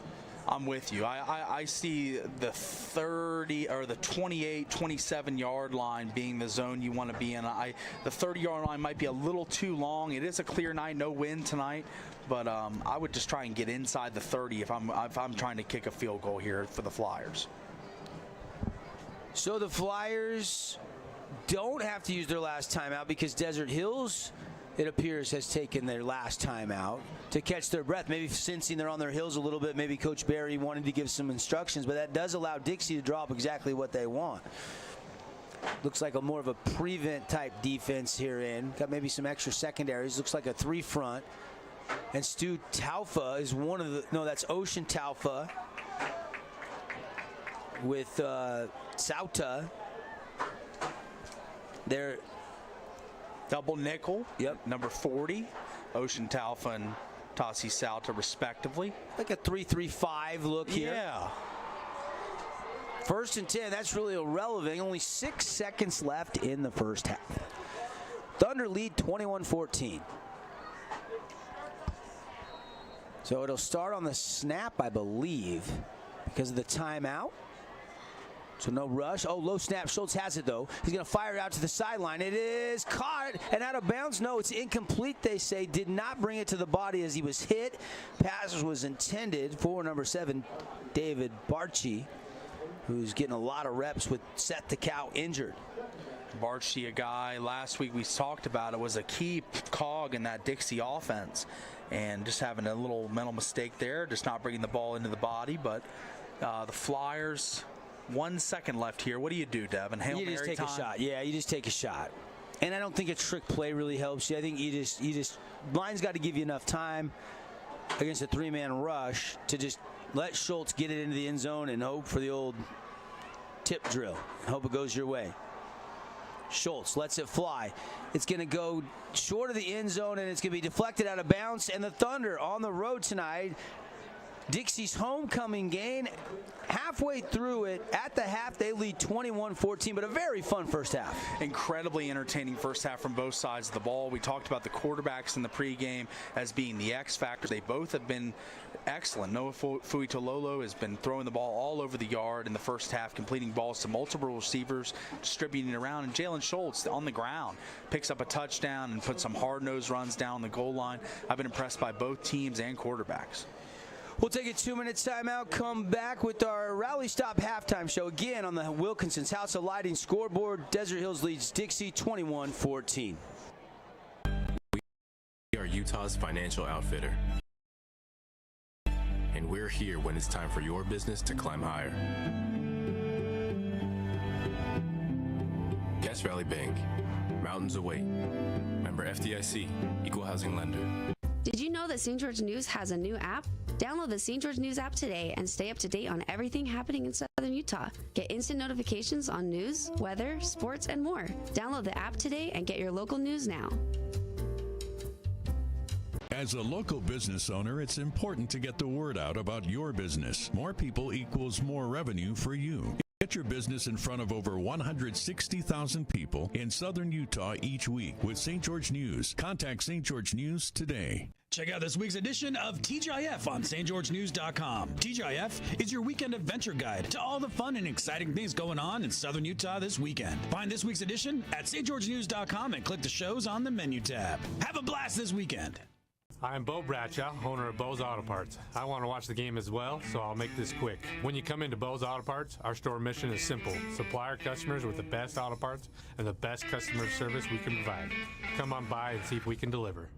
Hey, it's Sheldon Demke. Check out the latest episode of What's on the Menu, a behind-the-scenes tour of local restaurants. We'll see some of their favorite dishes and get an inside look on how these dishes are prepared. Check out this week's episode at stgeorgenews.com and click the shows on the menu tab. First Ace Hardware is conveniently located in St. George on the corner of Bluff Street and St. George Boulevard with 30,000 square feet of lawn and garden, paint, tools, fabrics, sporting goods, and the most complete nut and bolt section in town. First General Store, the Big Ace store on Bluff and on Main in Cedar City. I'm Aaron Crane, host of the Region 10 Recap. Want to relive the highlights of the game? Look for the Region 10 Recap every week. Just follow St. George News on Facebook or go to stgeorgenews.com. 6988 and 12526 equal housing lender.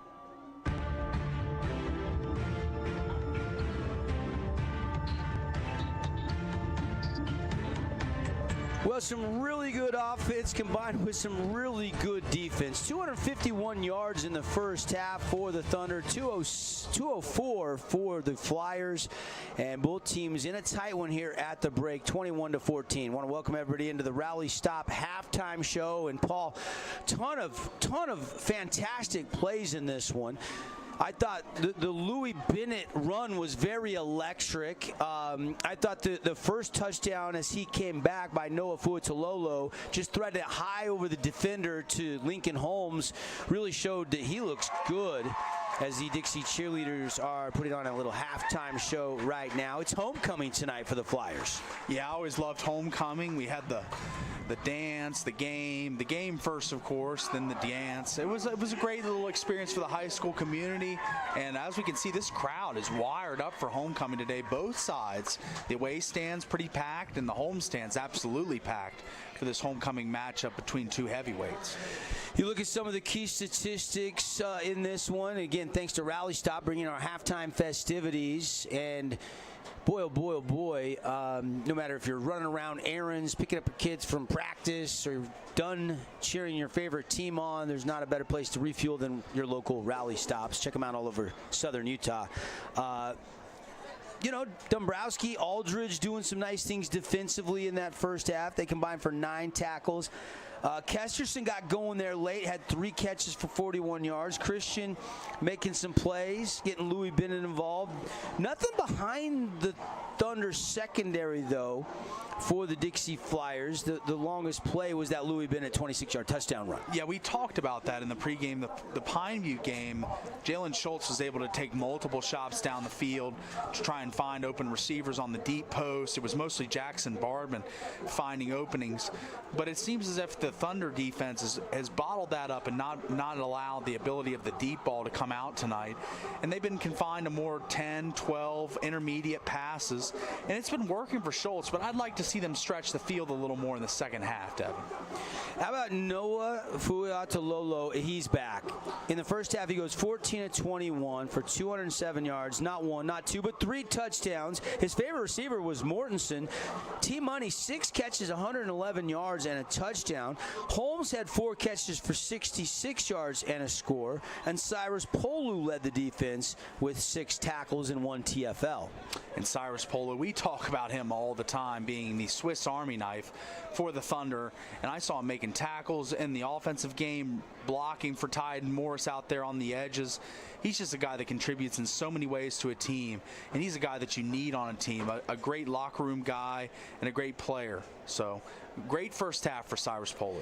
Flyers, of course, just down by 7, though, at the half, 21-14. Going to have an extended homecoming royalty. You got to get ready to load up on the golf carts. It's kind of the fun stuff that you love about high school football. So we're going to have plenty of time to break this game down from every angle. We're also going to get you all the scores from around the region. We come back. Let's take another 2-minute timeout on the Wilkinson's House of Lighting scoreboard. At the break, 21-14, Desert Hills lead Dixie High. Asphalt. It's not something we think about much except when it's in bad shape. At Holbrook Asphalt, we help cities, HOAs, and businesses avoid replacing painfully expensive roads and parking lots. To avoid the cost of replacing asphalt, you must effectively preserve it while it's still in good condition. University research has shown Holbrook Asphalt's HA5 slows asphalt aging by 67%. We make your pavement assets last longer, cost less to own, all while achieving higher property values. Visit HolbrookAsphalt.com to discover more. We are Utah's financial outfitter, and we're here when it's time for your business to climb higher. Guest Valley Bank, mountains await. Member FDIC, equal housing lender. Did you know that St. George News has a new app? Download the St. George News app today and stay up to date on everything happening in Southern Utah. Get instant notifications on news, weather, sports, and more. Download the app today and get your local news now.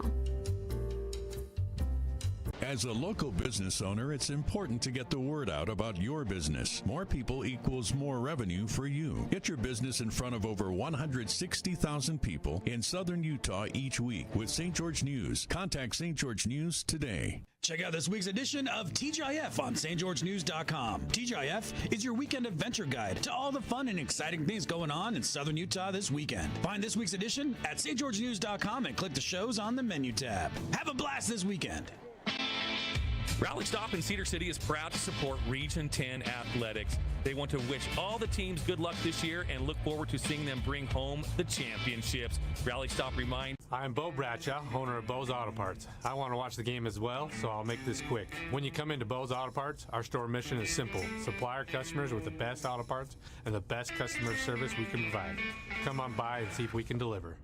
Hey, it's Sheldon Demke. Check out the latest episode of What's on the Menu, a behind-the-scenes tour of local restaurants. We'll see some of their favorite dishes and get an inside look on how these dishes are prepared. Check out this week's episode at stgeorgenews.com and click the shows on the menu tab.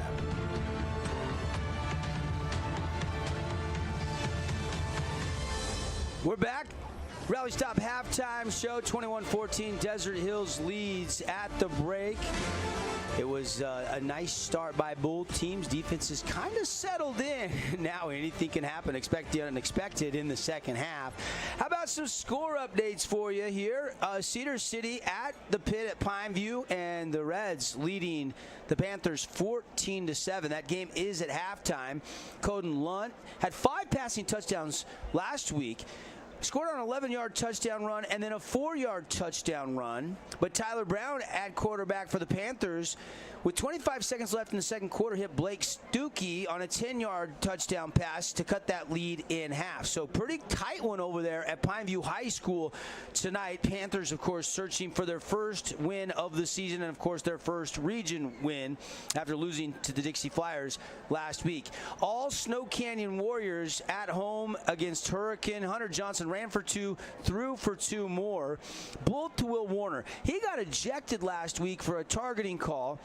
But Will Warner was able to come back in at the time of when he got ejected last week, which I think was in the second quarter. Caught a 39-yard pass from Hunter Johnson and then a 6-yarder right as the half was ending. So, again, Warriors up big 33-0. If you're a Tiger or a Warrior fan, that game airing on 93.1, or you can watch it on region10sports.tv. The other game tonight is... It's Cypress and Crimson, and all Mustangs right now. This is also at halftime. Crimson playing out of region tonight up at Cypress, the Pirates, who are 3-2. Crimson is 4-1, number 1 in the RPI that came out back on Monday. Luke Childs caught a 70-yard pass from Still Barbin. Boston Adamson a 25-yard pass from Still Barbin. And Connor Collins, who's back in the studio, I want to get his take on all these scores in just a second. And then there was another touchdown run, and then Jordan Eaton also scored a touchdown. So at the half, they lead Cypress 28-0. So right now, Connor, what are your thoughts as you see all these scores all at the half, except for Snow Canyon, and they're leading into the second half as that one's midway through the third quarter?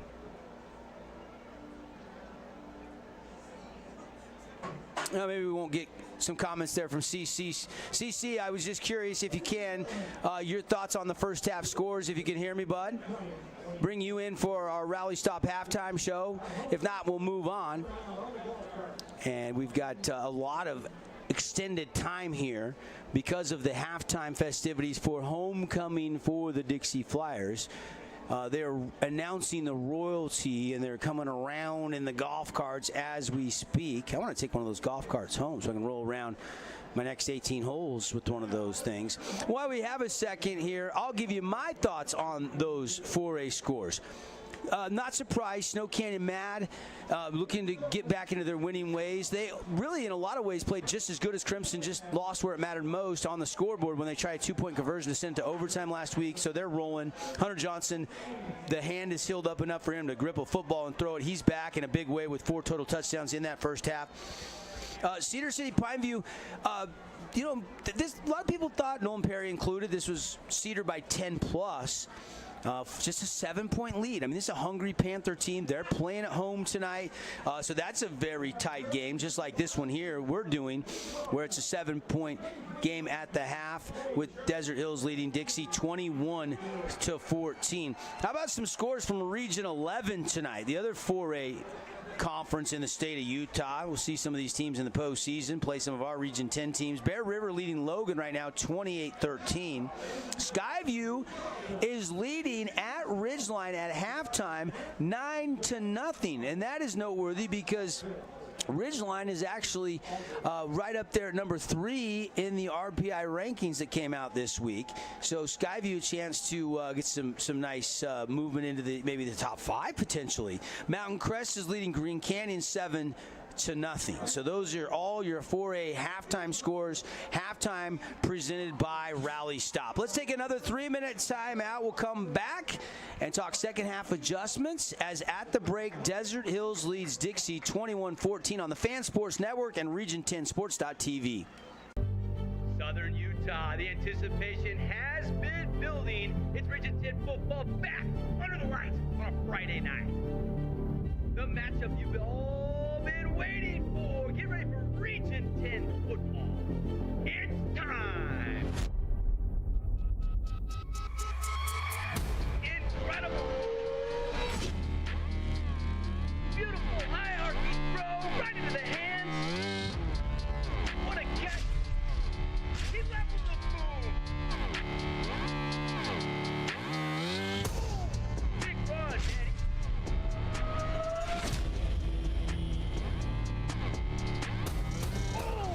What a catch.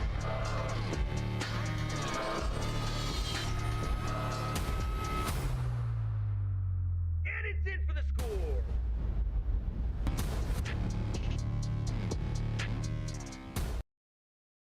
Asphalt. It's not something we think about much except when it's in bad shape. At Holbrook Asphalt, we help cities, HOAs, and businesses avoid replacing painfully expensive roads and parking lots. To avoid the cost of replacing asphalt, you must effectively preserve it while it's still in good condition. University research has shown Holbrook Asphalt's HA5 slows asphalt aging by 67%. We make your pavement assets last longer, cost less to own, all while achieving higher property values. Visit holbrookasphalt.com to discover more. We are Utah's financial outfitter, and we're here when it's time for your business to climb higher. Guest Valley Bank, mountains await. Member FDIC, equal housing lender. Did you know that St. George News has a new app? Download the St. George News app today and stay up to date on everything happening in Southern Utah. Get instant notifications on news, weather, sports, and more. Download the app today and get your local news now.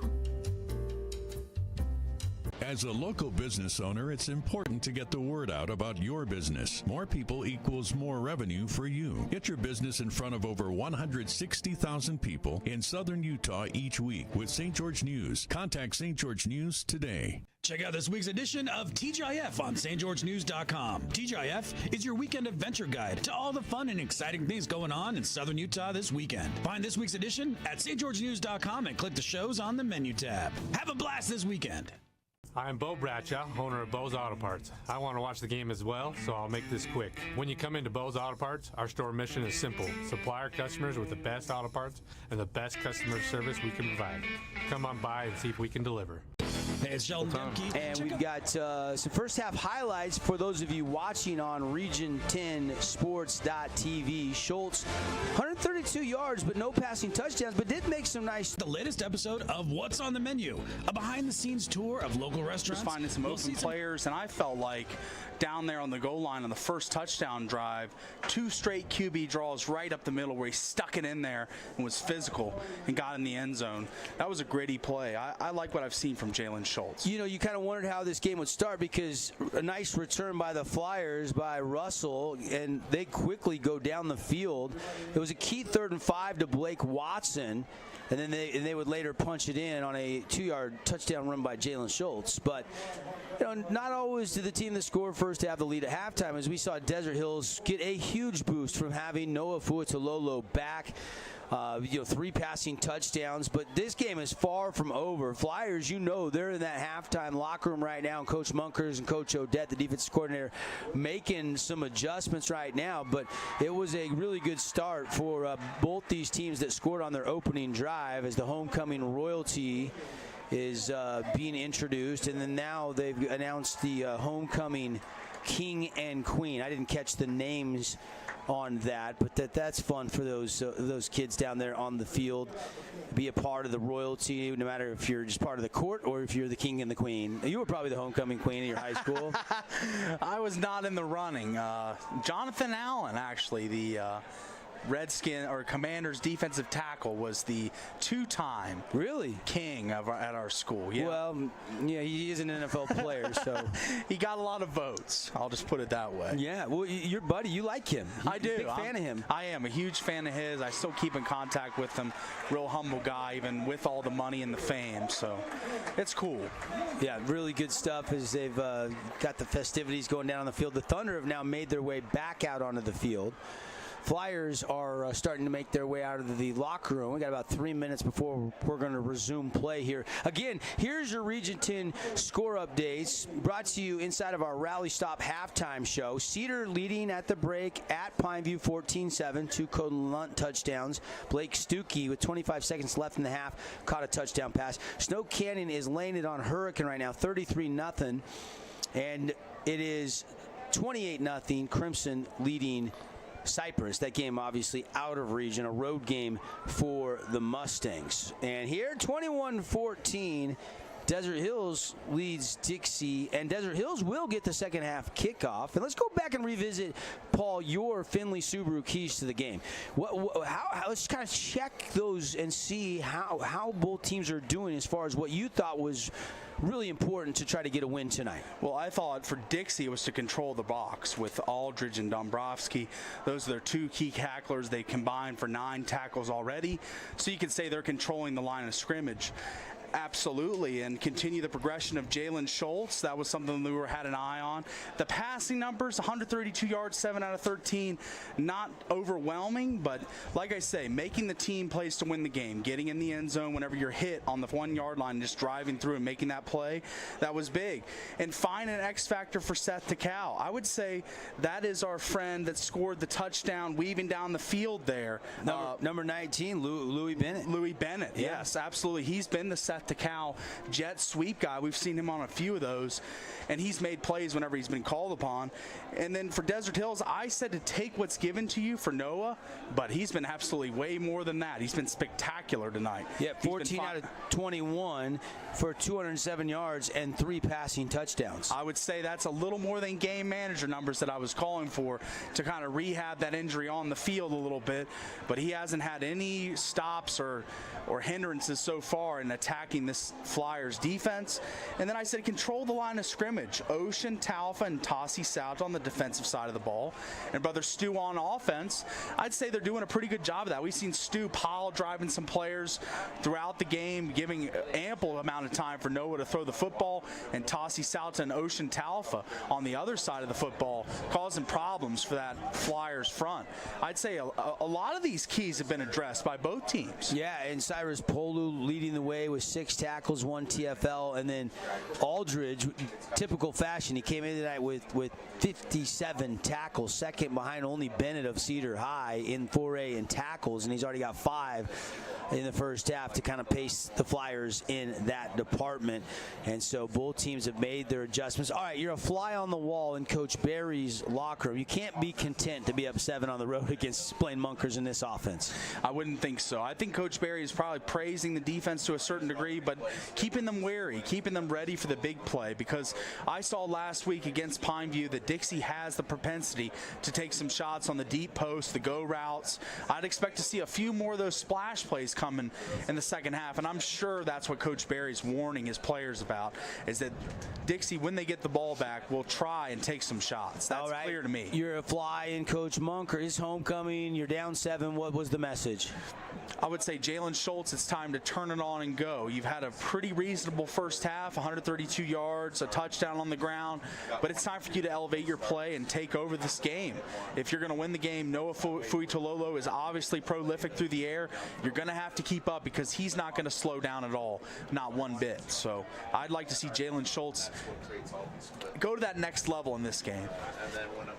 Any surprises with the region scores? Crimson 28-0, now 21-7. Cedar leading Pineview. They score early in the third quarter. Any surprises as we kick off the second half here at Dixie High School? It's into the end zone for a touchback. I mean, you always see expect the unexpected. I'd say Pineview hanging in that game is a little bit of a surprise. I'd like to get confirmation, but Tyler Brown, he threw a touchdown in this game. He was put in towards the end of the game last week for Abe Rosenlund, and it seems as if you're telling me that he's playing tonight. So they've made the change there, and I'd like to see how that benefits them going forward.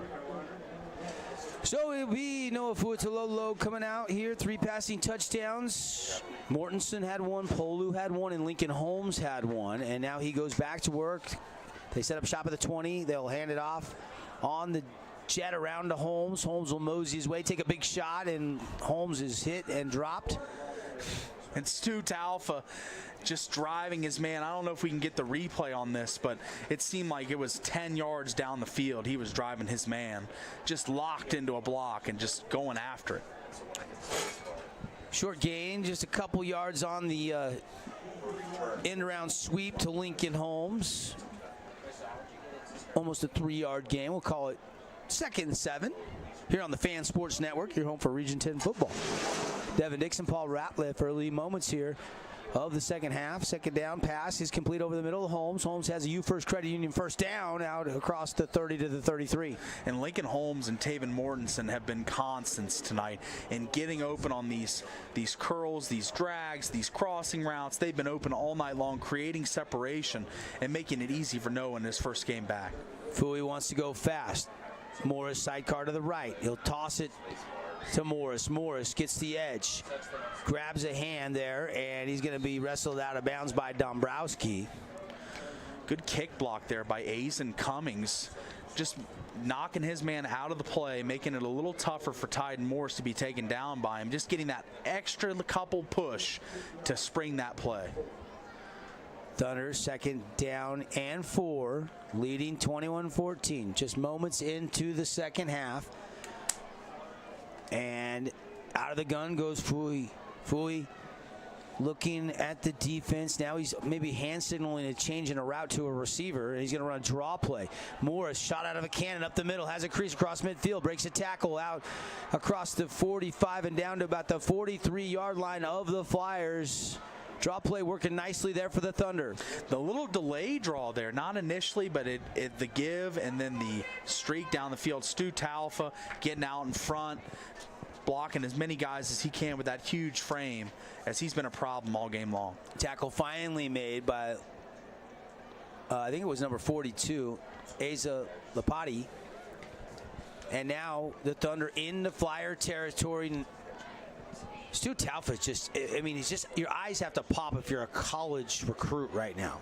There's a pass over the middle, and it's caught. Guess who? Money Mortensen down to the 32-yard line, and another accurate pass from Fui. And right on the money, and given ample protection. Again, that ball was out quick, but plenty of time for him to set his feet and throw the football. The offensive line for the Thunder has been absolutely excellent all night long. Remarkable that you remind yourself that with that brace on the left knee, Noah Fuitololo is playing with a torn ACL. It's gritty. It's tough. I hope college coaches take note of that. This kid will have to have surgery at some point at the end of the season. There's another feathered pass caught, and it's going to be down inside the 25 to the 24-yard line, and Lincoln Holmes reels it in. Holmes again. He's just been that homey for Noah all night long, really finding open pockets in the zone, just sitting down and making the easy catches as these balls have been feathery soft out of the hand of Noah Fuitololo, making it easy for his receivers to catch. Link's older brother Peyton played football for a year. I think it was his junior year, then he just settled on basketball. He loved basketball. He's a really good basketball player. Link loves some football, but he's a good basketball player as well. We'll see him all winter for Coach Allred and the Thunder Hoops team, but another toss sweep to Tyden Morris, and that's another U First Credit Union first down. And Tyden Morris, like we were saying earlier, gaining steam as he goes. He's like a train where you're shoveling the coal in. More and more goes in, the longer he's going to run, because he is a tenacious runner. 9:05 to go, third quarter. Handoff again to Tyden Morris, off left guard. He's going to run over his own guy and then get tackled from the backside by Dombrowski at the 2. He was just bulldozing his way, trying to get to pay dirt. Looked like Taven Mortensen is the friendly fire candidate there, and it is a prolific gain, though. Sets him up first and goal. I'm sure Taven Mortensen okay with that pickup for the sacrifice. Yeah. Team Money, I think, just trying to find a blocker, really noted block. We got in his running back's way. They're going to give it to Tyden Morris for that moment when he takes it in the end zone and touches it down. First touchdown run on the ground tonight for the Thunder, and Tyden Morris from about, 3 yards out, Paul? We'll call it 2.5-yard touchdown run there. And just an up-the-middle run that was blocked up perfectly. Noah Fuitololo put his hands up immediately as he saw the play was blocked and executed perfectly for the easy walk-in touchdown. How about that offensive line? Very impressive on that drive. Pass blocking and run blocking. The extra point is up, and the extra point is good. On the Wilkinson's House of Lighting scoreboard, 8:55 left in quarter number 3. Largest lead of the night for either team. It's 28-14. Did he make the PAT? I didn't see the signal, so I apologize. We'll check on that when we come back. Still quick 30-second timeout brought to you by Fabulous Freddy's. First Ace Hardware is conveniently located in St. George on the corner of Bluff Street and St. George Boulevard with 30,000 square feet of lawn and garden, paint, tools, fabrics, sporting goods, and the most complete nut and bolt section in town. First General Store, the Big Ace store on Bluff and on Main in Cedar City. I'm Aaron Crane, host of the Region 10 Recap. Want to relive the highlights of the game? Look for the Region 10 Recap every week. Just follow St. George News on Facebook or go to stgeorgenews.com.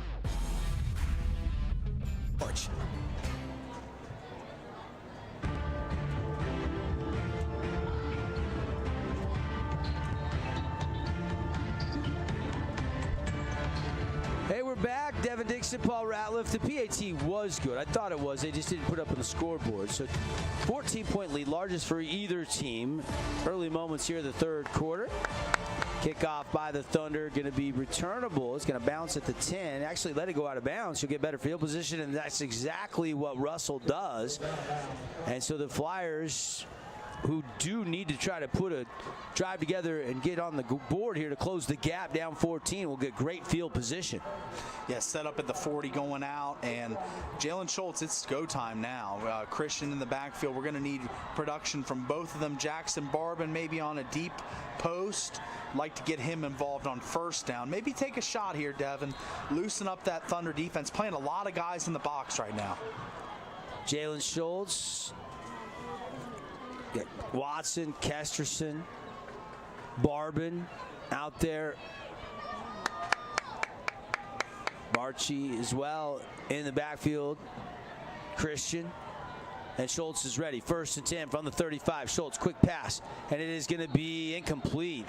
Dangerous throw. And Watson couldn't bring it in. And it's incomplete. A little bit of a low ball there for Watson. It was catchable, but a tough catch at that. He just couldn't quite haul it in. And Jalen Schultz, game's not too late on you yet, but need to start making plays on this drive because the Thunder are firing on all cylinders right now offensively. 8:51 on the third quarter clock. As always, we'll be naming a Hearst Ace Hardware Player of the Game. Conveniently located, heart of downtown, St. George and Cedar City. Schultz underneath, Kesterson got it. Going to be a gain of 5. Ball comes out. Thunder have it. Was momentum stopped? The red beanie comes in. The Thunder take over. And a huge momentum changer there. Tassi Salta, I believe, in on the play. Now his forward momentum stopped, but it's a nice rip out by Cummings. That's Azen Cummings. Wow, what a play there. Polu in on the play as well, holding up the forward progress. But what a strip. You know, if I'm Coach Munkers, I'm saying, hey, wait a minute. Let's go, Dixie, get the ball. He wasn't going anywhere.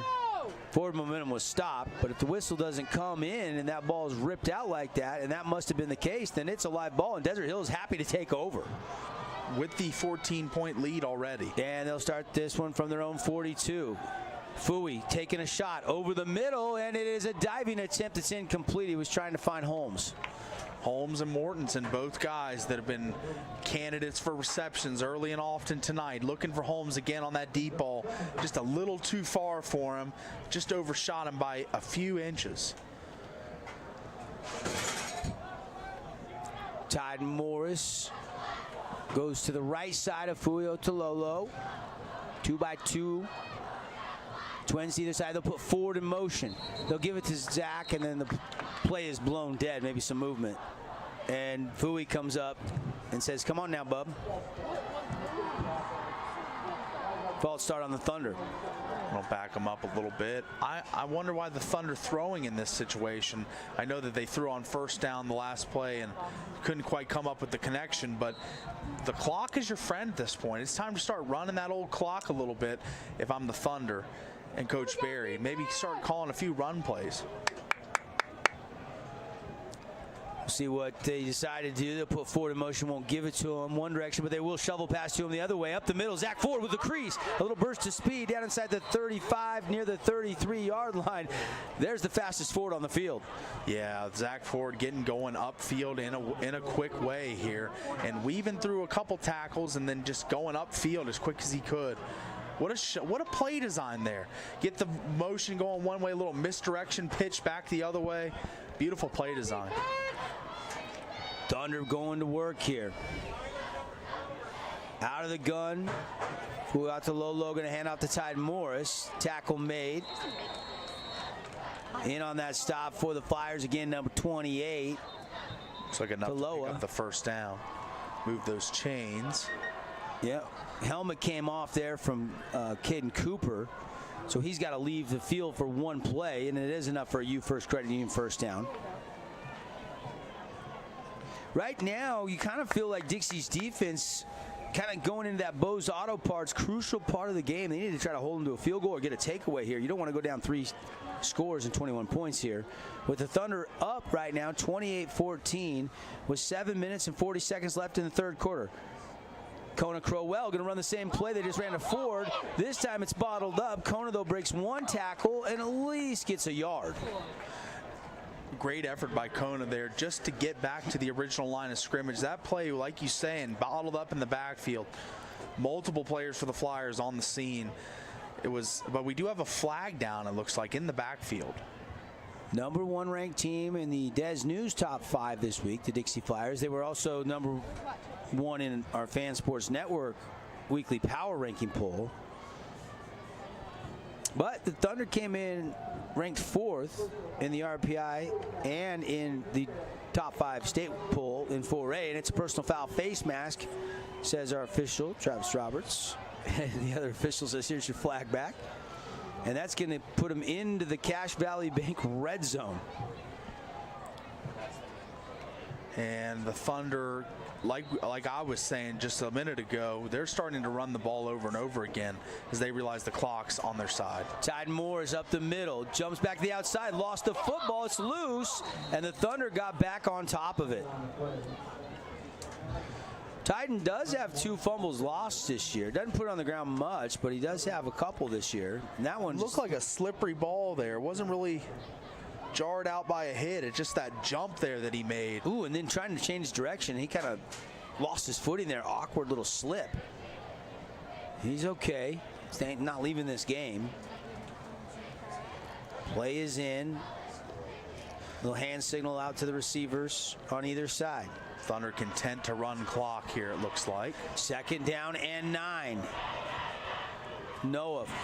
Fui out to Lolo. Going to throw underneath. Going to be caught by Mortensen. That is the 8th catch of the night by Mortensen. Already north of 100 yards. Had 111 yards at the half, and he's adding to that in half number 2.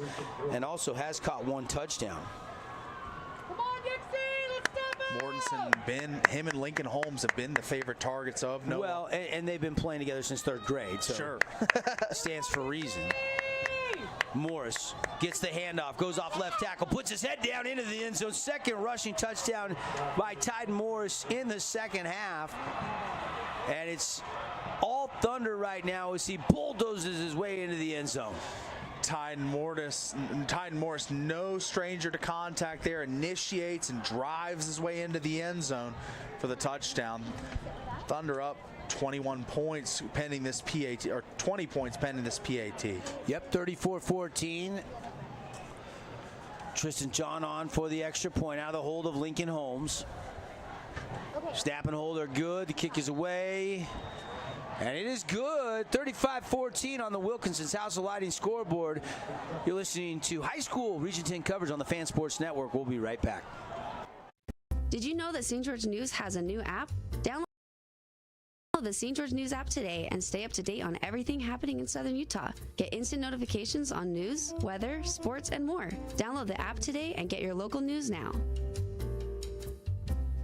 As a local business owner, it's important to get the word out about your business. More people equals more revenue for you. Get your business in front of over 160,000 people in Southern Utah each week with St. George News. Contact St. George News today. Asphalt. It's not something we think about much except when it's in bad shape. At Holbrook Asphalt, we help cities, HOAs, and businesses avoid replacing painfully expensive roads and parking lots. To avoid the cost of replacing asphalt, you must effectively preserve it while it's still in good condition. University research has shown Holbrook Asphalt's HA5 slows asphalt aging by 67%. We make your pavement assets last longer, cost less to own, all while achieving higher property values. Visit holbrookasphalt.com to discover more. Hey, we're back. Devin Dixon, Paul Ratliff, 3rd quarter action, 6:07 on the 3rd quarter clock, 35-14 Desert Hills. We were tied at 14, and all of a sudden, 21 unanswered here by the Thunder. Of course, the last one came with about a minute and some change left in the first half, and then 2 Tyden Morris rushing touchdowns here in the second half. And now Schultz and the offense backed up here, and they're going to run it off left tackle. Pretty good little push, and out across the 13, almost the 14-yard line. Gain of 3, almost 4 yards on first down, so 2nd down. Give him 3. We'll call it 2nd down and 7. Good crowd on hand. I mean, Desert Hills fans here tonight. Dixie sides packed for homecoming. Crowd noise apparent on the Dixie side all night long. Bomb squad, baby. The bomb squad. Schultz out of the gun. Christian to his left. Low snap again. You got to remember, Aiden Hatch is out. They're starting center, so we got their backup center in there. It's a pass that's complete to Kesterson, but only got a yard or 2. Maybe give him 3, and it'll be 3rd and 3. And this is a huge critical part of this game right now, Devin. This is a first down that the Flyers desperately need. All right, we'll make it our Bose Auto part. Crucial part of the game here. Flyers need a first down deep in their own territory, down by 21. Still a lot of clock, but you're right. They got to keep this possession alive. Scissor action in the backfield, and hit and dropped in, and they will not get it. Jeffrey Christian is taken down immediately, and it's 4th down. And Cyrus Polu again. Cyrus Polu again is right, because he is just shot out of a cannon on this play. Just comes through the line and just absolutely obliterates whatever play was set up there by the Flyers. Didn't amount to anything because Cyrus Polu was on the scene early. Punt unit on for the Flyers. It's a tough blow to have to punt there. That's our crucial part of the game, brought to you again by Bose Auto Parts. When you're in need of that crucial part for your vehicle, go to Bose, locations across all of southern Utah. Kesterson, the long snapper, gets it to Bibiano Vargas. High kick, angled away, but Holmes is going to bring it in and return it. Holmes is going to go all the way to the left side of the field and turn it north and south near the 50. And he's going to cruise down the sideline, stay in bounds, and Lincoln Holmes is still going down the sideline to the 10-5 and into the end zone. Touchdown! Lincoln Holmes has scored a touchdown on a kick punt return, and it's all Thunder right now here at Dixie High. And just Lincoln Holmes just kind of gliding down the sideline, not going full speed, it looked like. I think a few of the Flyers thought he might have stepped out of bounds. As we can see here, good punt, high in the air, spiraling ball.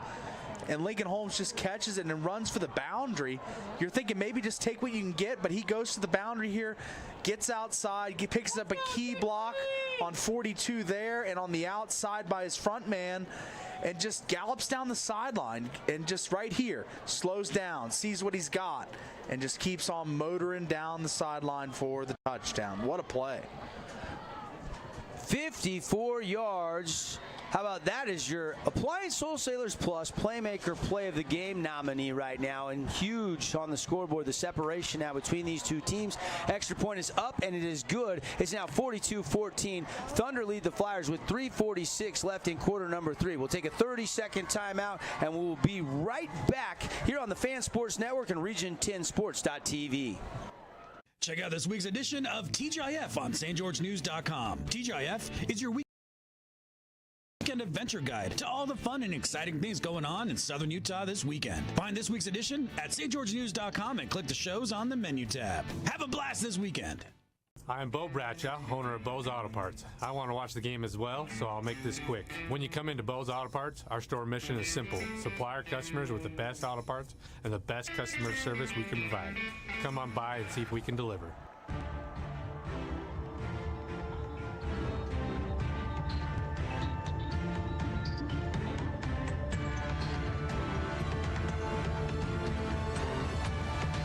Back live here, Dixie and Desert Hills, and the Thunder trying to spoil homecoming. Two good buddies coaching head-to-head. Coach Barry had 2 stints as the defensive coordinator here, winning a state championship with Coach Munkers by his side. Now they're going head-to-head, and it's Coach Barry and the Thunder. They're getting it going here. 2 Tide Morris touchdown runs, plus a Lincoln Holmes electric 54-yard punt return. And the Flyers are in a deep hole. Still time, though, for Coach Munkers in this offense. Here comes Russell right up the middle. Gets a little block, shoots to the outside, a little spin move, still fighting. And he's going to take it out to the 35, nearly the 36-yard line. Russell has had a couple good returns. If you go back to the opening kickoff of the game, he took it all the way out to midfield, and another dandy there. Yeah, what a return by Silas Russell. Just right down the sideline, working his way, and just taking on tacklers and driving for an extra 3-4 yards for a little man. That's impressive. So here comes Jalen Schultz. You know, at 132 yards of the half, no passing touchdowns. They really need him to get in some rhythm throwing the football here if they're going to come back and get back into this game. They need him to get in rhythm and in a fast way here. Absolutely. Out of the gun. Schultz will put Barbin in motion. And they're going to run it up the middle with Schultz, keeping it, and he's going to pick up a yard. Pretty well defended by Ocean, Taufa, and Sauta there as well. Big double nickel. You can't say enough about the Tony Saragusa of this Thunder defense. Tamatasi Viliama Sauta. He was a guy in pregame that we talked about. He's a constant in the middle. He takes on multiple blockers, plays that traditional nose tackle role right over the center, and just takes on all comers and makes plays. I love what I see out of Tasi Sauta. Schultz setting up a screen to Christian, caught it, and he's got a little room, makes a man miss, and then he can't make the second guy miss, but he's going to be close to a first down out across the 45-yard line. Actually going to mark him just shy of the 45 at the 44, so it's going to be 3rd and 2, short 2 here. And what a great play design there. That was barely completed out of the backfield with the pass, but what a turn up field. It makes this a very manageable 3rd down.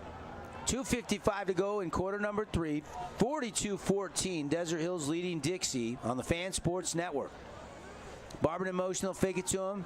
They'll fake it to Christian, then they'll roll out, throw. Schultz has a guy. Kesterson can't make a one-handed catch. Just a little bit too far out in front. Devin, is this a spot where you go here, or do you just punt and play defense? Well, it looks like the punt unit's coming on. It's getting late in this game a little bit. Yeah, you're down big. I mean, 28 unanswered points by Desert Hills to make it a 28-point lead. And you hate to see the punt unit on homecoming night for the Flyers, but you're at your own 44. 4th and 2. Do you go trickeration here maybe? Maybe just a snap to the up back and try and grind out those 2 yards, keep this drive alive. Wouldn't put it past the Flyers, but they're going to try to pin them deep. Maybe a little too early. Coach Munker's thinking field position more important. Mortenson's got the return. Bounces it out, now runs north and south. He'll take it to the 28-yard line. 1st and 10 Thunder. So no trick play. And Desert Hills can now try to work on the third quarter clock, which only has 2:36 remaining. I think we're going to see a heavy dosage of Kona Crowell and Tyden Morris coming up here as the Thunder looking to salt this one away in the third quarter, up by 28 points with 2:36 left in the third quarter. Yeah, I wouldn't be surprised if you're exactly right. And most of the runs behind Big Stu Taufa? Absolutely. No, they're going to go the other way with Zach Ford, but Tyden Morris lead blocking. Ford bouncing outside. Ford's going to say a little stiff arm, but he might have put his hand up on the face mask of the defender there. And Ford kind of puts his hands up in a little bit of disbelief. Ford only about 5'5". But boy, can he move. Oh, he's fast. Fastest Ford on the field. Zach Ford has been fast since birth. Older brother Ethan played for the Thunder a couple of seasons before graduating. So they are going to call a 15-yard face mask on the stiff arm attempt by Zach Ford. Thank you, Missy. Thank you, Missy. You are like the sweetest. Tough call against Zach, but you did see the left hand get up on that face mask right in front of the official. Next week, I'll get the Dixie dog. So the Thunder backed up, and it'll be 1st and long from the 22-yard line.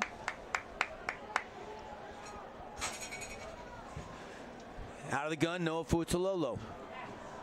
Pressure coming. Fui gets rid of it over the middle. Has his man. It's Lincoln Holmes. It's a foot race. Holmes is going to cut back and spin down to the 30-yard line.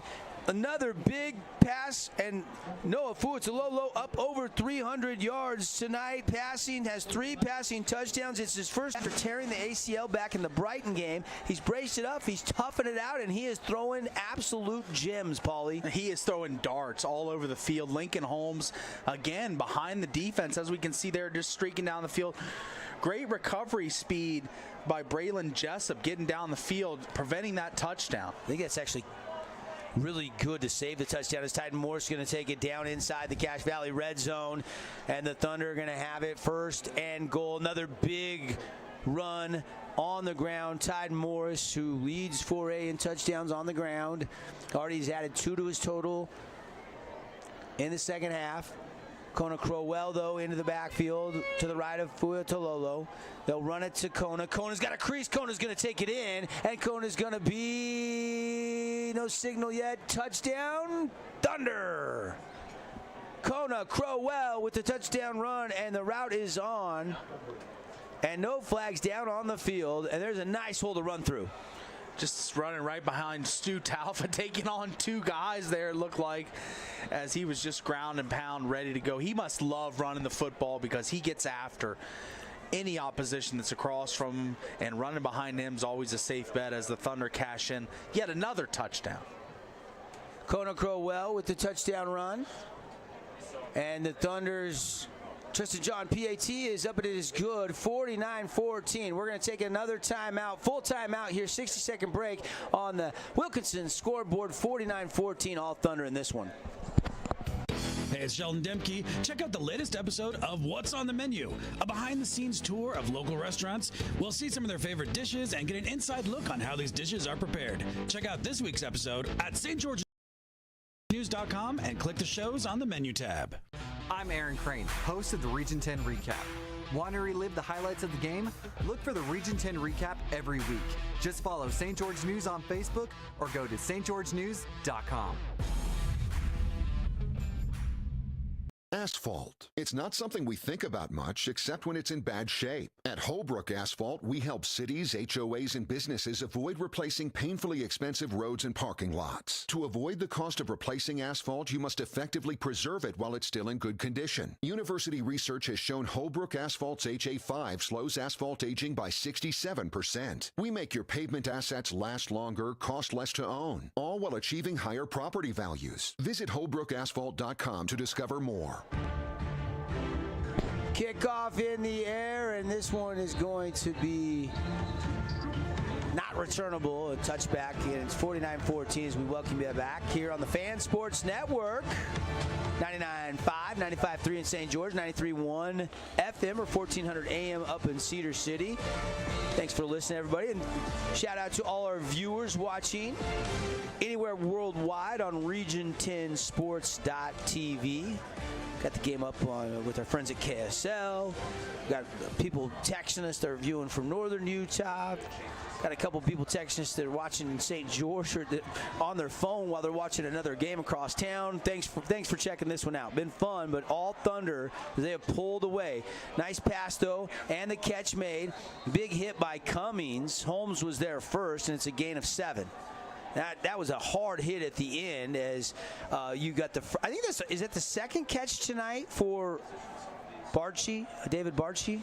I believe so. Caught one earlier. It's been targeted a number of times tonight. So second and short. We'll call it 3. We're in a running clock situation now. Is that right? 35-point lead. You are correct. Yep. 35-point lead, clock continuous, and if the Flyers score here, it'll stop after that. And there's another Barchi catch, David Barchi on the out route, and it's a nice throw from Jalen Schultz, and that's you, First Credit Union. First down. And Jalen Schultz stepped into that one. Great composure and poise, just shoulders square, and gets that ball out on the sideline, on the money.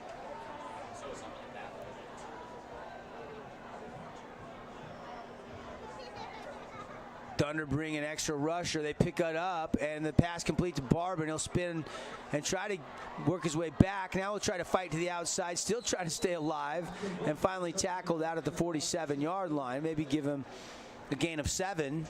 Nice play on first down. Good effort by Jackson Barbin. Absolutely. As we see here, spins back, evades a tackler, breaks that tackle, breaks another tackle, and then finally brought down by the third defender there. Great individual effort by Jackson Barbin. And that'll do it for the end of the third quarter. Quick 30-second timeout on the Wilkinson's House of Lighting scoreboard. Thunder lead the Flyers 49-14. Stay with us. We are Utah's financial outfitter, and we're here when it's time for your business to climb higher. Cache Valley Bank, mountains await. Member FDIC, equal housing lender. First Ace Hardware is conveniently located in St. George on the corner of Bluff Street and St. George Boulevard with 30,000 square feet of lawn and garden, paint, tools, fabrics, sporting goods, and the most complete nut and bolt section in town. First General Store, the Big Ace store on Bluff and on Main in Cedar City.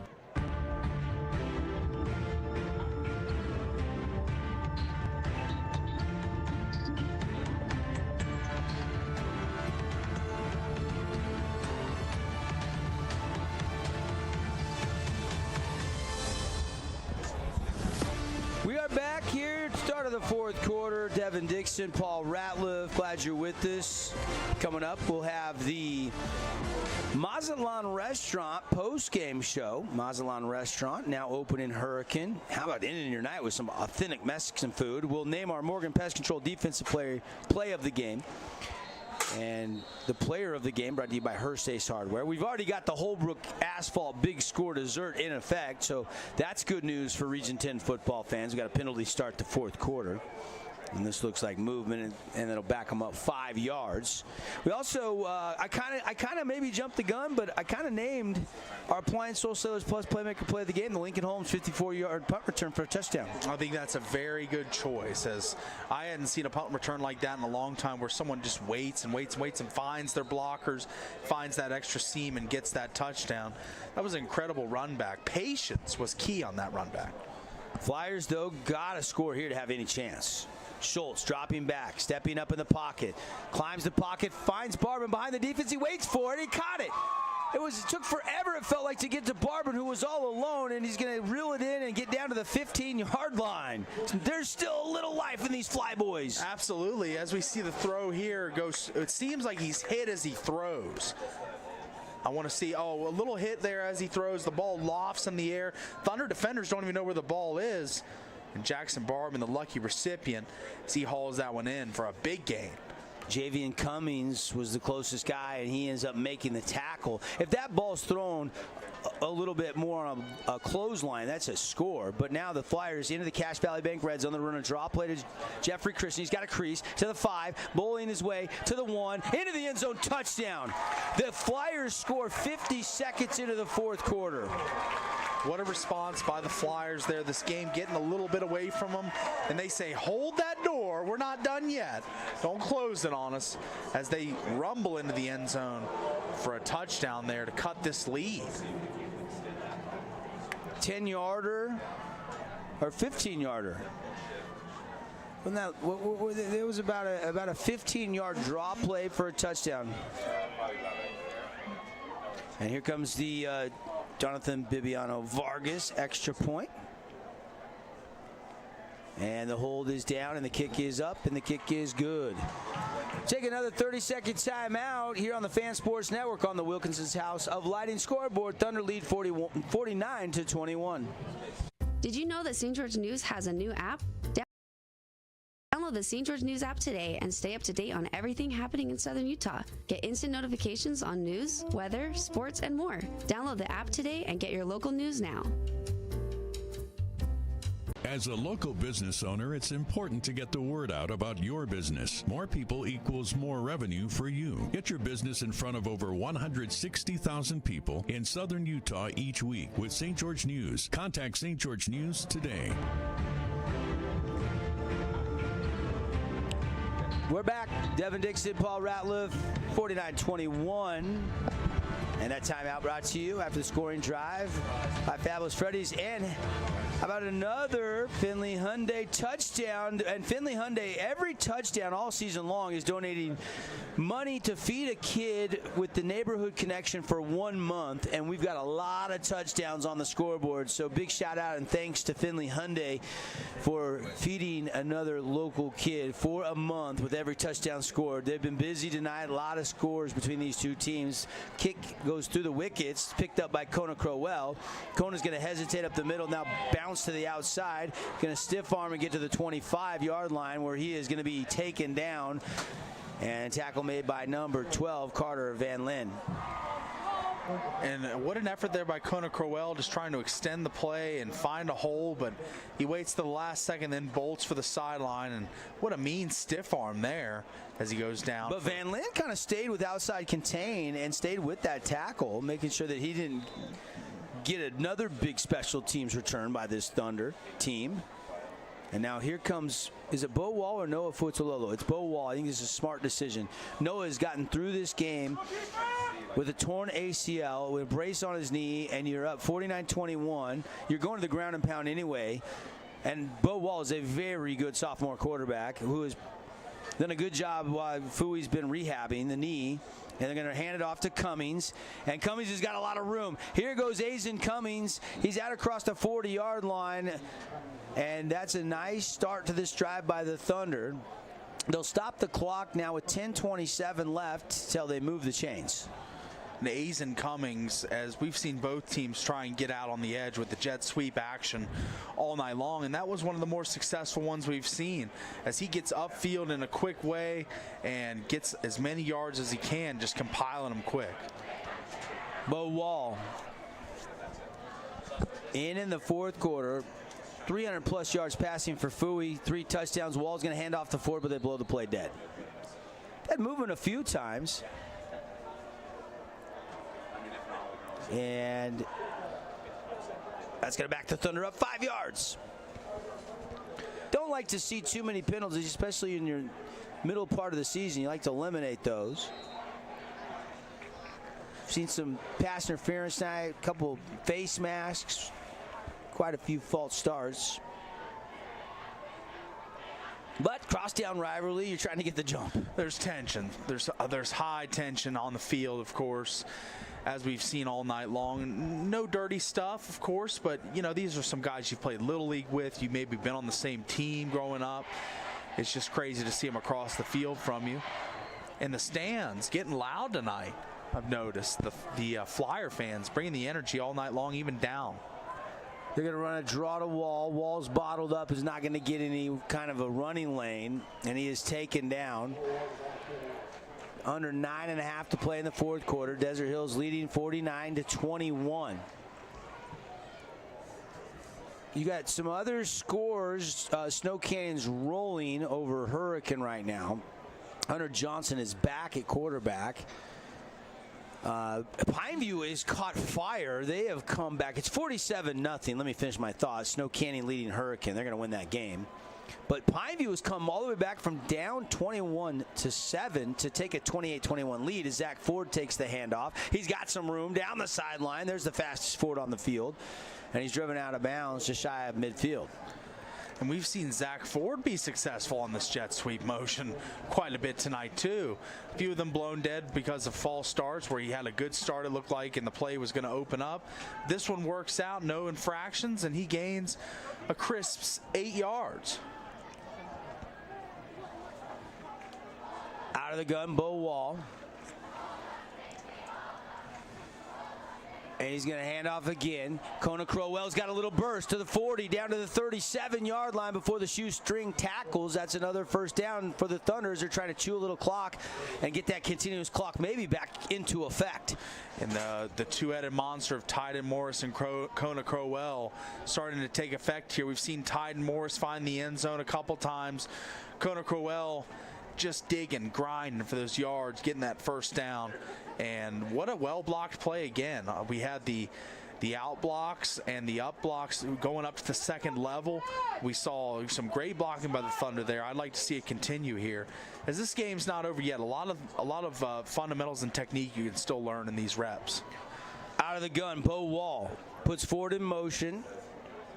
They're going to run it. It's Crowell. Crowell going to get a couple.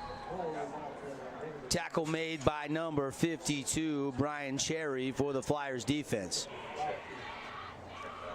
The other score tonight, let me finish the scores for you if you're just tuning in or curious. It's out of region, 41-0. Crimson is just taking it to Cypress.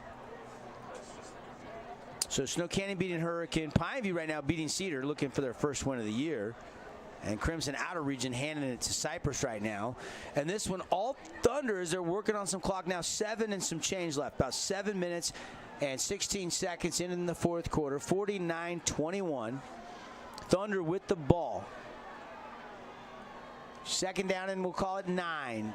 Just inside the 37. Bo Wall, handoff. Morris bouncing outside. Morris is going to get it down inside the 30. And just shy of a first down by a yard. It's a gain of 8. So, 3rd and 1. And Tyden Morris getting up in the mix there. I wonder, a lot of these Thunder plays have been going out of bounds. I wonder why. Well, you do stop the clock. You're just curious there because Tyden could have stayed in bounds. But now this is where they've had trouble beating Crimson.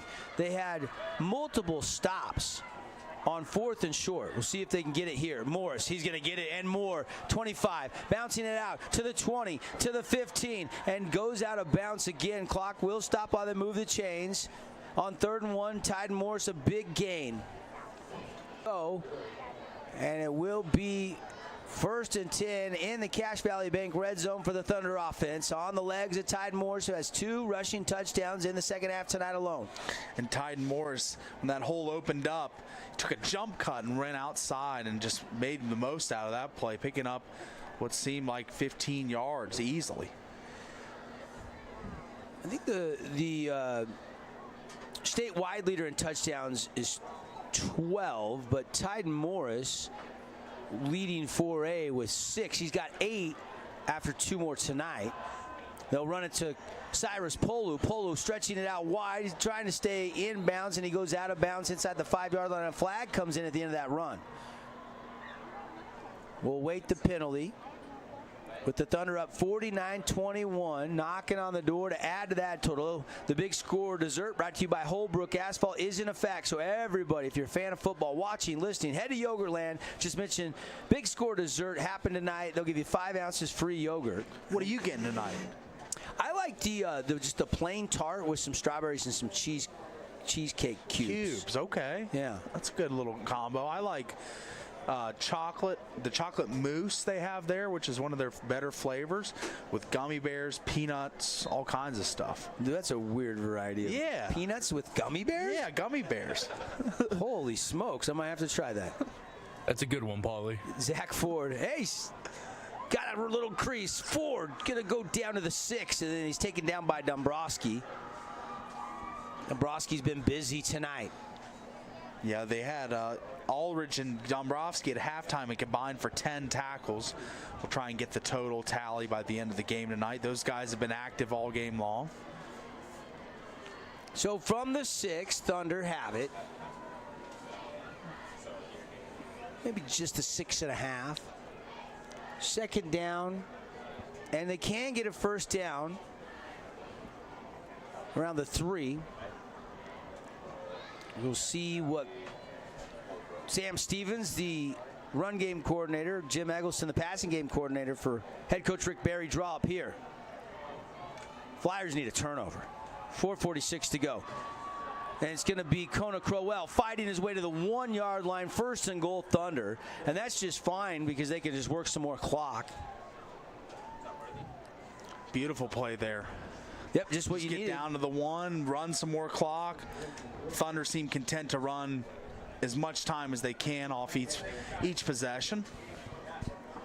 You know, this was a game in which Desert Hills won last year and cruised to go undefeated and win the region title, but then they lost that heartbreaker to Pineview early in the playoffs. And Dixie caught fire, got Bronson Barton back, and went all the way to the state championship. Will this be another, one of those games you just circle if you're Coach Munkers and you draw back on? It's still a good football team, but Desert Hills has been the better team tonight. Absolutely. Bo Wall's going to hand off, and a hit is Dombrowski, and they don't get it. And a flag comes in at the end of the play. So we await the penalty. Wall could have maybe pulled this out, but the DB was coming, and it would have had one guy.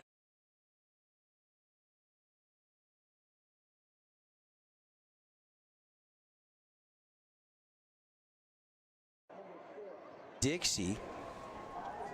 It'll be half the distance to the goal. 3:54 left in the fourth quarter.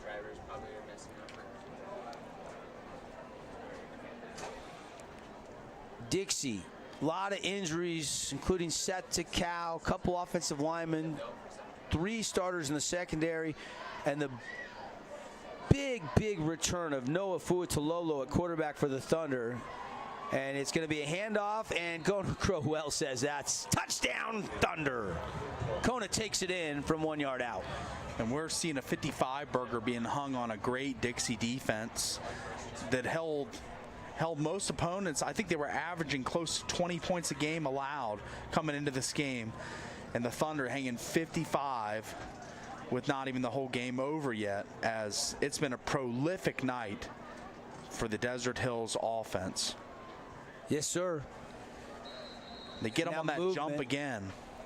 Another false start. They'll back. This is the 3rd time this happened on a PAT, Paulie. So Dixie just walks the man up quickly and backs him off quick, and that causes the Thunder to jump offside, like you say, third time tonight. It's been a hindrance in the kicking game. So Tristan John will have to back up. This will be more like a little 25-yard field goal. Hold is there, kick is away, and the kick is good. 56-21. We'll take a 30-second timeout. Come back with the finish here. Thunder lead on the Wilkinson's House of Lighting scoreboard. Attention for... Check out this week's edition of TGIF on stgeorgenews.com. TGIF is your weekend adventure guide to all the fun and exciting things going on in Southern Utah this weekend. Find this week's edition at stgeorgenews.com and click the shows on the menu tab. Have a blast this weekend. I'm Bo Bradshaw, owner of Bo's Auto Parts. I want to watch the game as well, so I'll make this quick. When you come into Bo's Auto Parts, our store mission is simple. Supply our customers with the best auto parts and the best customer service we can provide. Come on by. Then for tomorrow. All four pods have to be on, Connor? During the when you're doing the halftime, so Zundel and those yeah. hear you. Oh, gotcha. Yeah. So and then if you need, you were going over the air, we just couldn't hear you. Yeah, because Jeremy said he pulled let's try it. Let's try it in the post-game show. Just be ready, and I'll bring you in for some. If you want to run down all the scores and we can react or something, we'll figure it out. Sounds good. I'll bring it to you guys now.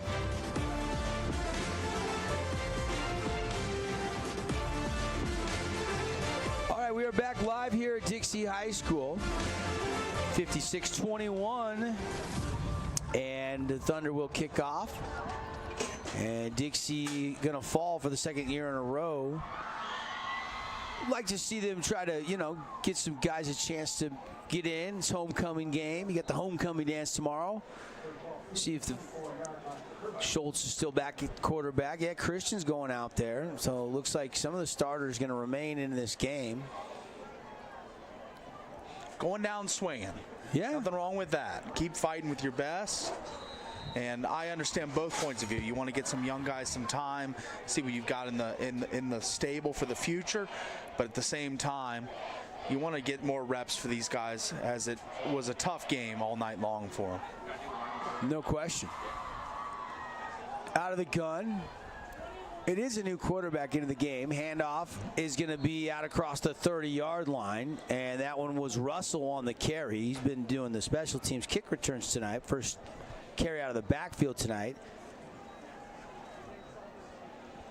Still got a few key guys in, but the new quarterback in for the Flyers, number 6, that is Wyatt Truman. Wyatt Truman, just a sophomore quarterback. So Truman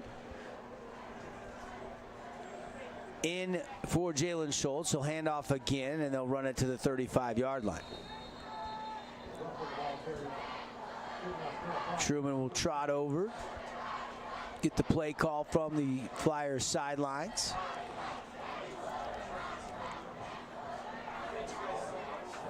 Flyers and Thunder, always fun when they meet, but tonight this was close. 21-14, Thunder led the half, and if you go back to that late score to give them the 7-point lead at the half, they then scored 28 unanswered points, got the continuous clock. Flyers answered to get it back to a 28-point deficit after it was a 35-point lead, but then Thunder got another score just moments ago, and now Flyers just trying to give it to Russell again, and a good little crease on the right side to midfield goes Russell, and just a $1:45 left. They'll stop the no, they won't stop the clock. It's continuous clock again. And Silas Russell, quite the return man tonight, had 2 returns over 30 yards. That opening one all the way out to the 40 set up the Dixie Flyers' first touchdown drive. Good to see him getting some carries in the backfield.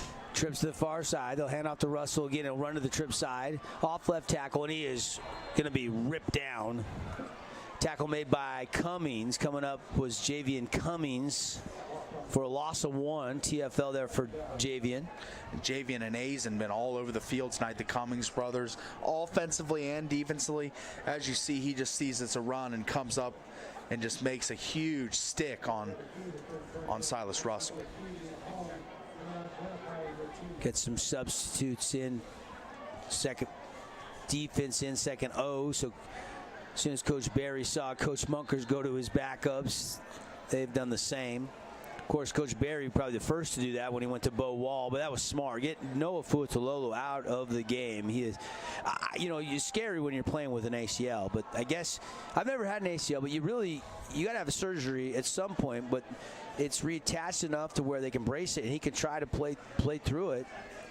And so far tonight has to be a big step forward for Noah Fuatololo. I don't know if there's any Thunder player that's excited about getting back out on the field and how this game has played out than Noah. Oh, I think the whole team's excited. The results they saw tonight were incredible from Noah Fuatololo, throwing it all over the field, 300-plus yards, 3 touchdowns, just lighting it up. Run by Truman. Just kind of improvising, and that'll be the last play of the game. The final tonight on the Wilkinson's House of Lighting scoreboard. Thunder come in and win in Flyer territory 56-21. We'll take a 2-minute timeout. When we come back, reaction, statistics. It's the Mazatlan Restaurant post-game show right after this. Stay with us, everybody. As a local business owner, it's important to get the word out about your business. More people equals more revenue for you. Get your business in front of over 160,000 people in southern Utah each week with St. George News. Contact St. George News today. We are Utah's financial outfitter, and we're here when it's time for your business to climb higher. Cache Valley Bank, mountains await. Member FDIC, equal housing lender.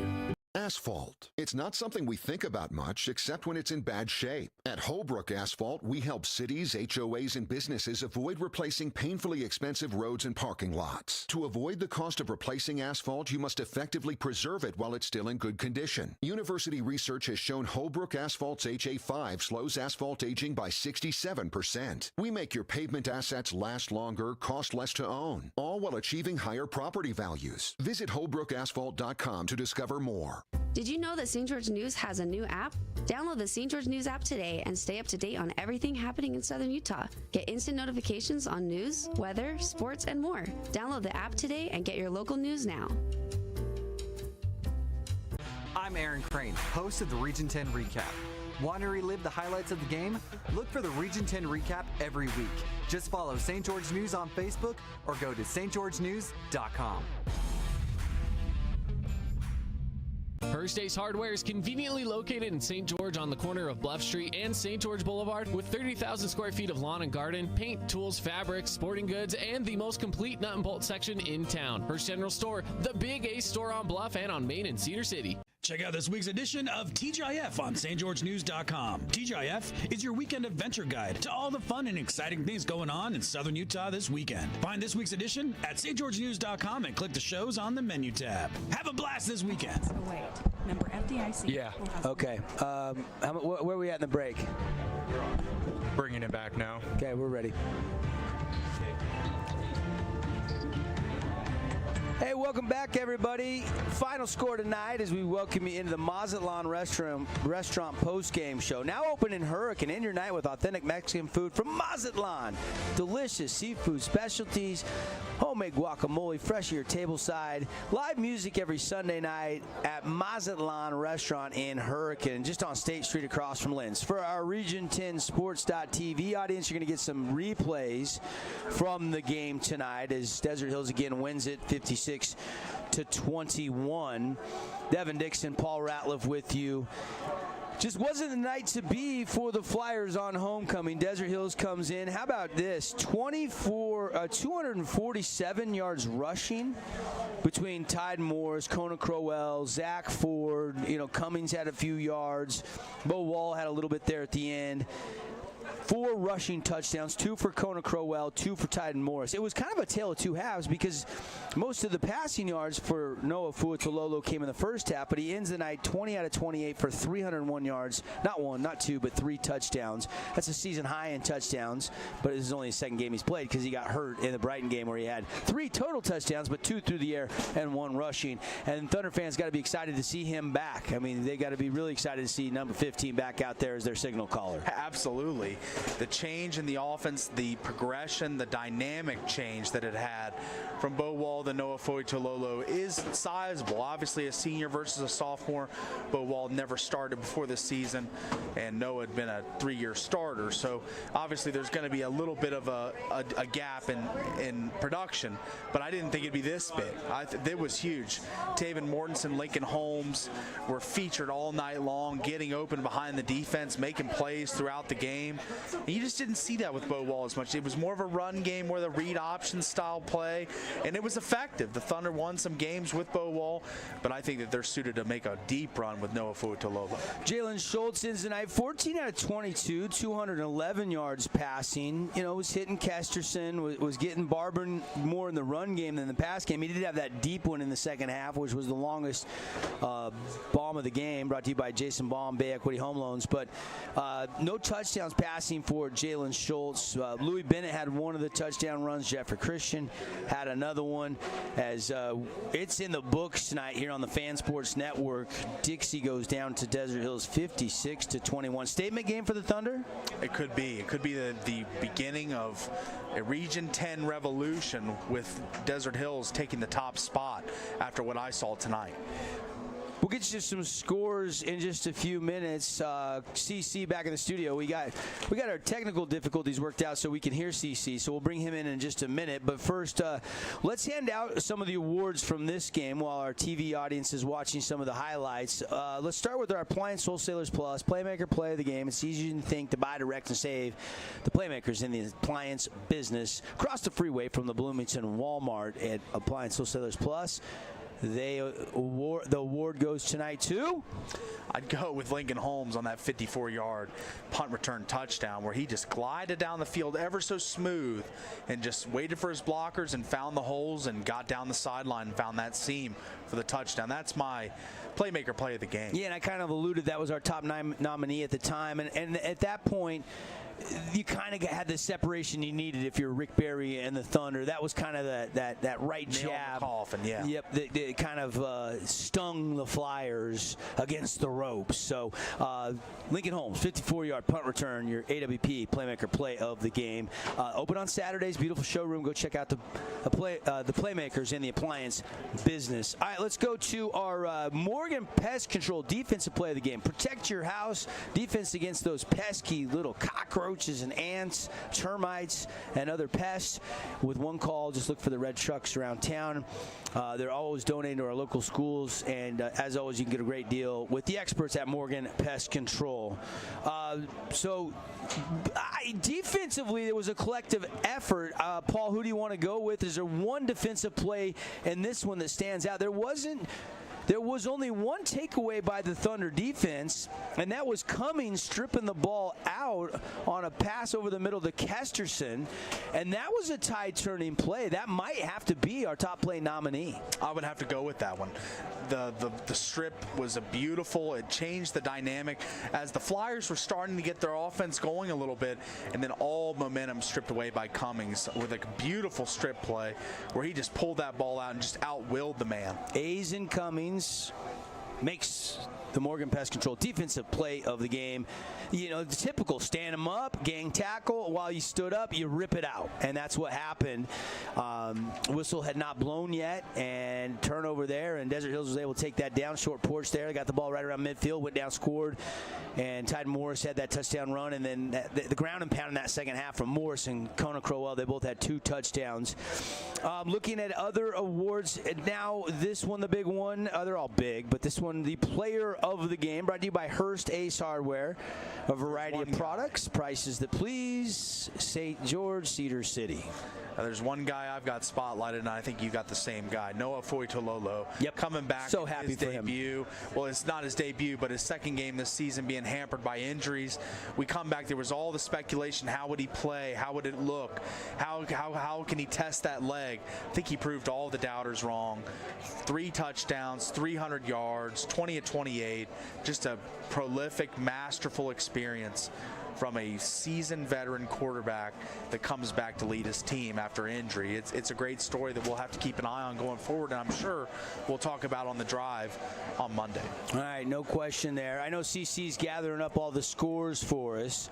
And so let's bring in Connor Collins, third member of our crew, back in the Fan Sports Network studios. And CC, before we get to the scores, just your reaction on Desert Hills coming up big on the road. It's kind of spoiling homecoming and putting it on Dixie 56-21 with the victory. Yeah, I guess the one word I can say is shocked. Just shocked. I saw that this game, I figured it was going to be a close one. It started off that way, but then when Desert Hills was able to get that late score right before the halftime, and then they just started to pour it on after, and Dixie was never able to catch back up. So Flyers will regroup, get ready for their game next week. Dixie, can't really snooze too much. They got to turn around and go to Cedar City, the oldest rivalry, Dixie versus Cedar, and Cedar might be a little bit upset tonight. Do we have a final on that Pineview Cedar game yet, CC? Yeah, so I'm looking, and right now I have a 28-28 score with a little under 7 minutes left in the fourth quarter. So this game could very well come down to the last 2 minutes or so, and it could be a game-winning field goal, or who knows, we might just have a Region 10 overtime game tonight. Yeah, it wouldn't be a shocker, right? Expect the unexpected in Region 10 football. So we're hearing that Cedar and Pineview tied right now in the fourth quarter, late in the fourth quarter. We'll see how that one ends up. We know Snow Canyon won tonight, cruise control victory. Hunter Johnson is back after missing just one game. Just kind of a similar storyline that we had here with Noah Fuatololo back, and both quarterbacks played well. How about Hunter Johnson? He completed 18 out of 24 passes, 217 yards, and 3 touchdowns. Also rushed for 90 more yards and 2 more scores. So 5 total touchdowns for HJ tonight, as Snow Canyon held Hurricane just 168 yards of offense. Held obviously, Carter Ashby, RJ Wright, Grundell, all those guys held in check for that win. So big win there. Guys, reaction there. Snow Canyon back on track a little bit. A crushing loss, though. Lost Tegan Whitehead to a knee injury. He'd been playing that linebacker position with Rockwell Jones. He's on crutches. Got to have, I think he tore 3 ligaments in his knee, so he's going to be out for the season. But word is he's already on crutches in the weight room at 5 a.m. every day, trying to already start to get ready to get back for next season. Just an underclassman, but you hate it for Tegan Whitehead. And then the other score, outer region, last report I saw was Crimson was just rolling. I mean, they were up 41-0 on Cypress. And CC, do you see a final on that? Was that one went final yet tonight? I don't think that one's gone final yet, but not too much has changed. Cypress was able to get on the board with a touchdown and a 2-point conversion, but other than that, 41-8, Crimson Cliffs looks like they're rolling in their non-region game this week. All right, so there you have it, as it's 41-0, and we'd love to have Coach Barry come join us in the post-game show up in the press box if he can join us. So what we're going to do now is we're going to take a quick 2-minute break. We'll see if we can get Coach Barry up in the press box here for some coach's comments. We want to hear what Coach has to say. Is he going to come join us, Paul? I think he's going to. I hope. Hopefully, Paul got Coach Barry's attention. Yeah, we told him to come on up to the press box. I'm not sure if he'll be able to make it. He's being mobbed down there, it looks like. Well, we'll take a break. Come back. We'll see if we can get Coach Barry as the Thunder win at 56-21 over Dixie. Quick timeout. Back with more of the Mazatlan Restaurant post-game show on the Fan Sports Network and Region 10 Sports.tv. I'm Bo Bradshaw, owner of Bo's Auto Parts. I want to watch the game as well, so I'll make this quick. When you come into Bo's Auto Parts, our store mission is simple. Supply our customers with the best auto parts and the best customer service we can provide. Come on by and see if we can deliver. Hey, it's Sheldon Demke. Check out the latest episode of What's on the Menu, a behind-the-scenes tour of local restaurants. We'll see some of their favorite dishes and get an inside look on how these dishes are prepared. Check out this week's episode at stgeorgenews.com and click the shows on the menu tab. As a local business owner, it's important to get the word out about your business. More people equals more revenue for you. Get your business in front of over 160,000 people in southern Utah each week with St. George News. Contact St. George News today. We are Utah's financial outfitter, and we're here when it's time for your business to climb higher. Cache Valley Bank, mountains await. Member FDIC, equal housing lender. Asphalt. It's not something we think about much except when it's in bad shape. At Holbrook Asphalt, we help cities, HOAs, and businesses avoid replacing painfully expensive roads and parking lots. To avoid the cost of replacing asphalt, you must effectively preserve it while it's still in good condition. University research has shown Holbrook Asphalt's HA5 slows asphalt aging by 67%. We make your pavement assets last longer, cost less to own, all while achieving higher property values. Visit HolbrookAsphalt.com to in Southern Utah. Donate today at Finley Subaru on Sunland Drive. Hey, welcome back here in our Mazatlan restaurant post-game show. Holbrook Asphalt Big Score dessert is on, so fans head over to Yogurtland, ask for the free Big Score dessert we had in the first half. And Desert Hills gets the 56-21 win, beating Dixie during the regular season again for the second consecutive year. Now joining me in our post-game show, head coach of the Thunder, Rick Barry. And Coach, you know, you and I and Blaine sat down on the morning show this morning, and we were all talking football. It was a lot of fun. I know you guys are coaching your tails off tonight against each other, but you got to be happy for your kids, and most notably Noah Fuatololo. Coming back tonight, 3 touchdowns, 300 yards, just looks really good. Yeah, I mean, the lift that he gave our team just by suiting up and coming out. You know, we said all, you know, from, 5 weeks ago, it's going to be game time, you know, each week, and you know, he's done everything possible to get himself back, and, you know, our O-line, you got to give them a lot of credit for keeping him clean back there. They played inspired tonight. Yeah, they did, and they knew they needed to, you know, and hats off to Noah. You know, he made a lot of good reads, and he's just the leader of the team, and so just that extra energy he brings made a huge difference. I'm happy for him. You got to be happy for him. Was there nerves having him come back out there with the 20s? Oh, there's no question. That first time he took a shot, I was like, I just turned and said, I just saying a prayer, please get up, and he's okay.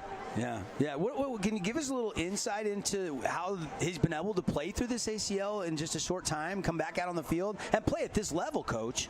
Well, fortunately for him, you know, he works so hard at everything, and so after he, you know, was first diagnosed with it, they just gave him a list of things. Hey, for you even to think about coming back, these are the things you need to accomplish. And I tell you what, very next day, he's right on it. I mean, he wanted it, and, you know, we were very clear with Noah of, this is your decision. You know, if you need to get the surgery right now, go ahead and get it. We support it. And he's like, let me consult with the doctors and my family, and as soon as they gave him a list of there's a possibility if you do this, he's like, dude, I'm playing. There's no question. Man, I mean, and he was finding Holmes, and he was finding Mortensen. I mean, he spread the ball around. Your receivers really played well in that first half, and then the second half he went to the ground and pound with Tyden and Kona. Wow, you got a great 1-2 punch there. And, you know, we're just watching Tyden push his own guy out of the way. That was T-Money. He got in the way. Yeah. But, no, both of them run really hard. They both bring different dimensions. So, you know, it was a great team win tonight. And it's something we needed, a little bit of a boost of confidence, and the kids played their hearts out. How big was the strip we just saw right there, and how big was that punt return by Lincoln? Because you guys were starting to separate, and the big plays just kept happening there early in that second half. Well, it was key. You know, the first thing is we said, okay, we got the ball coming out the second half. We got to take it in, and we got to score. If we can get down there and score and get 2 up, touchdowns up, then there's some things we kind of had in the back of our mind that we could do. That just helped us get there a little bit quicker. You know, run game was really working. 200, this is unofficially my stats, 247 rushing yards and 4 rushing touchdowns. Ford, Tyden, Kona, you know, all Cummings had a few runs. He even ran Bo a little bit there late in the game. So pretty concerted effort by your backs. It was. It's a team effort, and it always is. You know, we can't rely on just one person. And I said this at the beginning of the year, if we could stay healthy, we got enough weapons that we're going to give the teams a little bit of a matchup nightmare of, okay, who are you going to stop? You're going to stop Kona, you're going to stop Tyden, you're going to stop Zach, Lincoln, T-Money, A's and Javian. I mean, there's enough playmakers out there that it makes the defense, it makes it tough. You go back to that first half when he feathered that ball to Lincoln Holmes and Noah was back with that touchdown. I wonder if that really – what was he smiling? What was he doing coming off the field after that pass? Well, it was a big relief for him of saying to himself, you know what, I know I can do it. Okay, that was a confidence builder for him, and that first series, as soon as that first series was over, he came on the sideline. He's going, "Let's go, we're ready."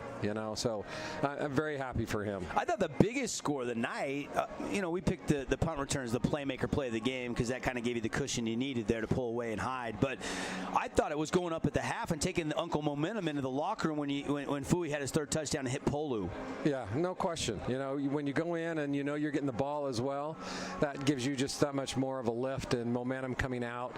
And then we just picked it up right in that second half and went from there. Describe to me this punt return for our television audience. Well, a nice job of blocking out in front, too. You got to give him, I think that was T-Money that had a real crucial block there, and Link followed his blockers really well and just kept going and went for the end zone. So great job for him, a vision of cutting that back outside when he started up the middle. What did you say to your old buddy Blaine Munkers when he shook hands in the line there at the end of the game? You know what? These kind of games are hard. I mean, they're hard to begin with. They're fun. When it's your best friend down here, and like you said, we were talking about it this morning. We go golf, we go to lunch, we do everything, and we go on vacation together. And I have a ton of love and respect for that whole staff. They're very well coached. These guys do a great job, and so nothing but respect and love for them. And they're going to be where they need to be at the end of the year. They always are. Yeah, I mean, and this morning, if memory has it correct, Blaine said he's buying you lunch if you got him tonight, so you guys are going to lunch Monday. Yeah, we got Painted Pony reservation. Wait, you didn't call it. Okay, now it's getting serious. Now it's Painted Pony, yeah, absolutely. I don't get that very often, so you know what, we'll, I think they have a really good ribeye. Okay.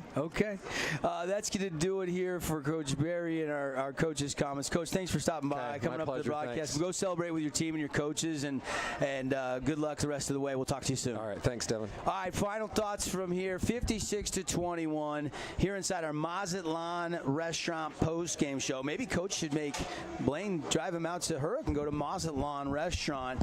They make the guacamole fresh right there at your table side.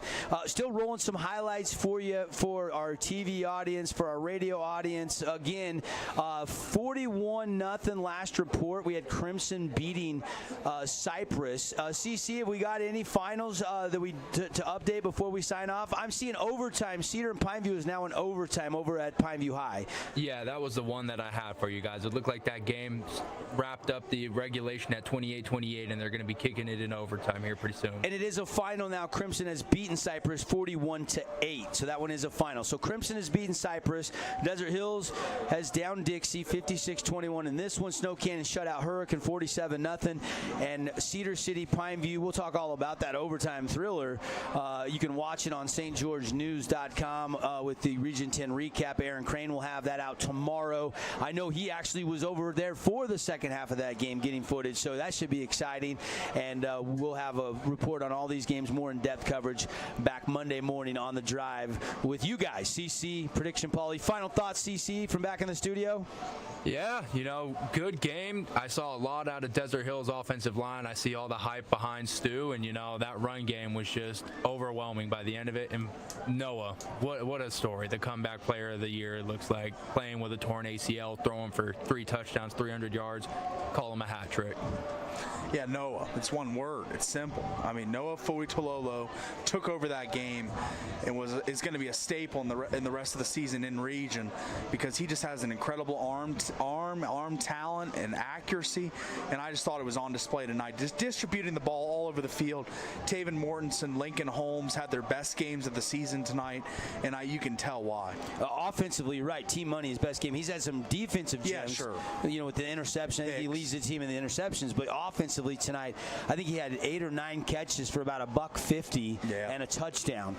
And Link obviously had 2 touchdowns, 1 receiving and the punt return that was our Appliance Wholesalers Plus Playmaker play of the game. Well, that's going to do it for our Fan Sports Network crew. Thanks for listening here on Fox Sports Southern Utah 99.5, 95.3, or up in Cedar City on 93.1. And thanks to Dusty, our cameramen and women, and our entire crew. For Paul, for Connor, I'm Devin Dixie saying good night. 56-10, the final on the Wilkinson's House of Lighting scoreboard. We'll see you next week. 2 more great games coming on the Fan Sports Network.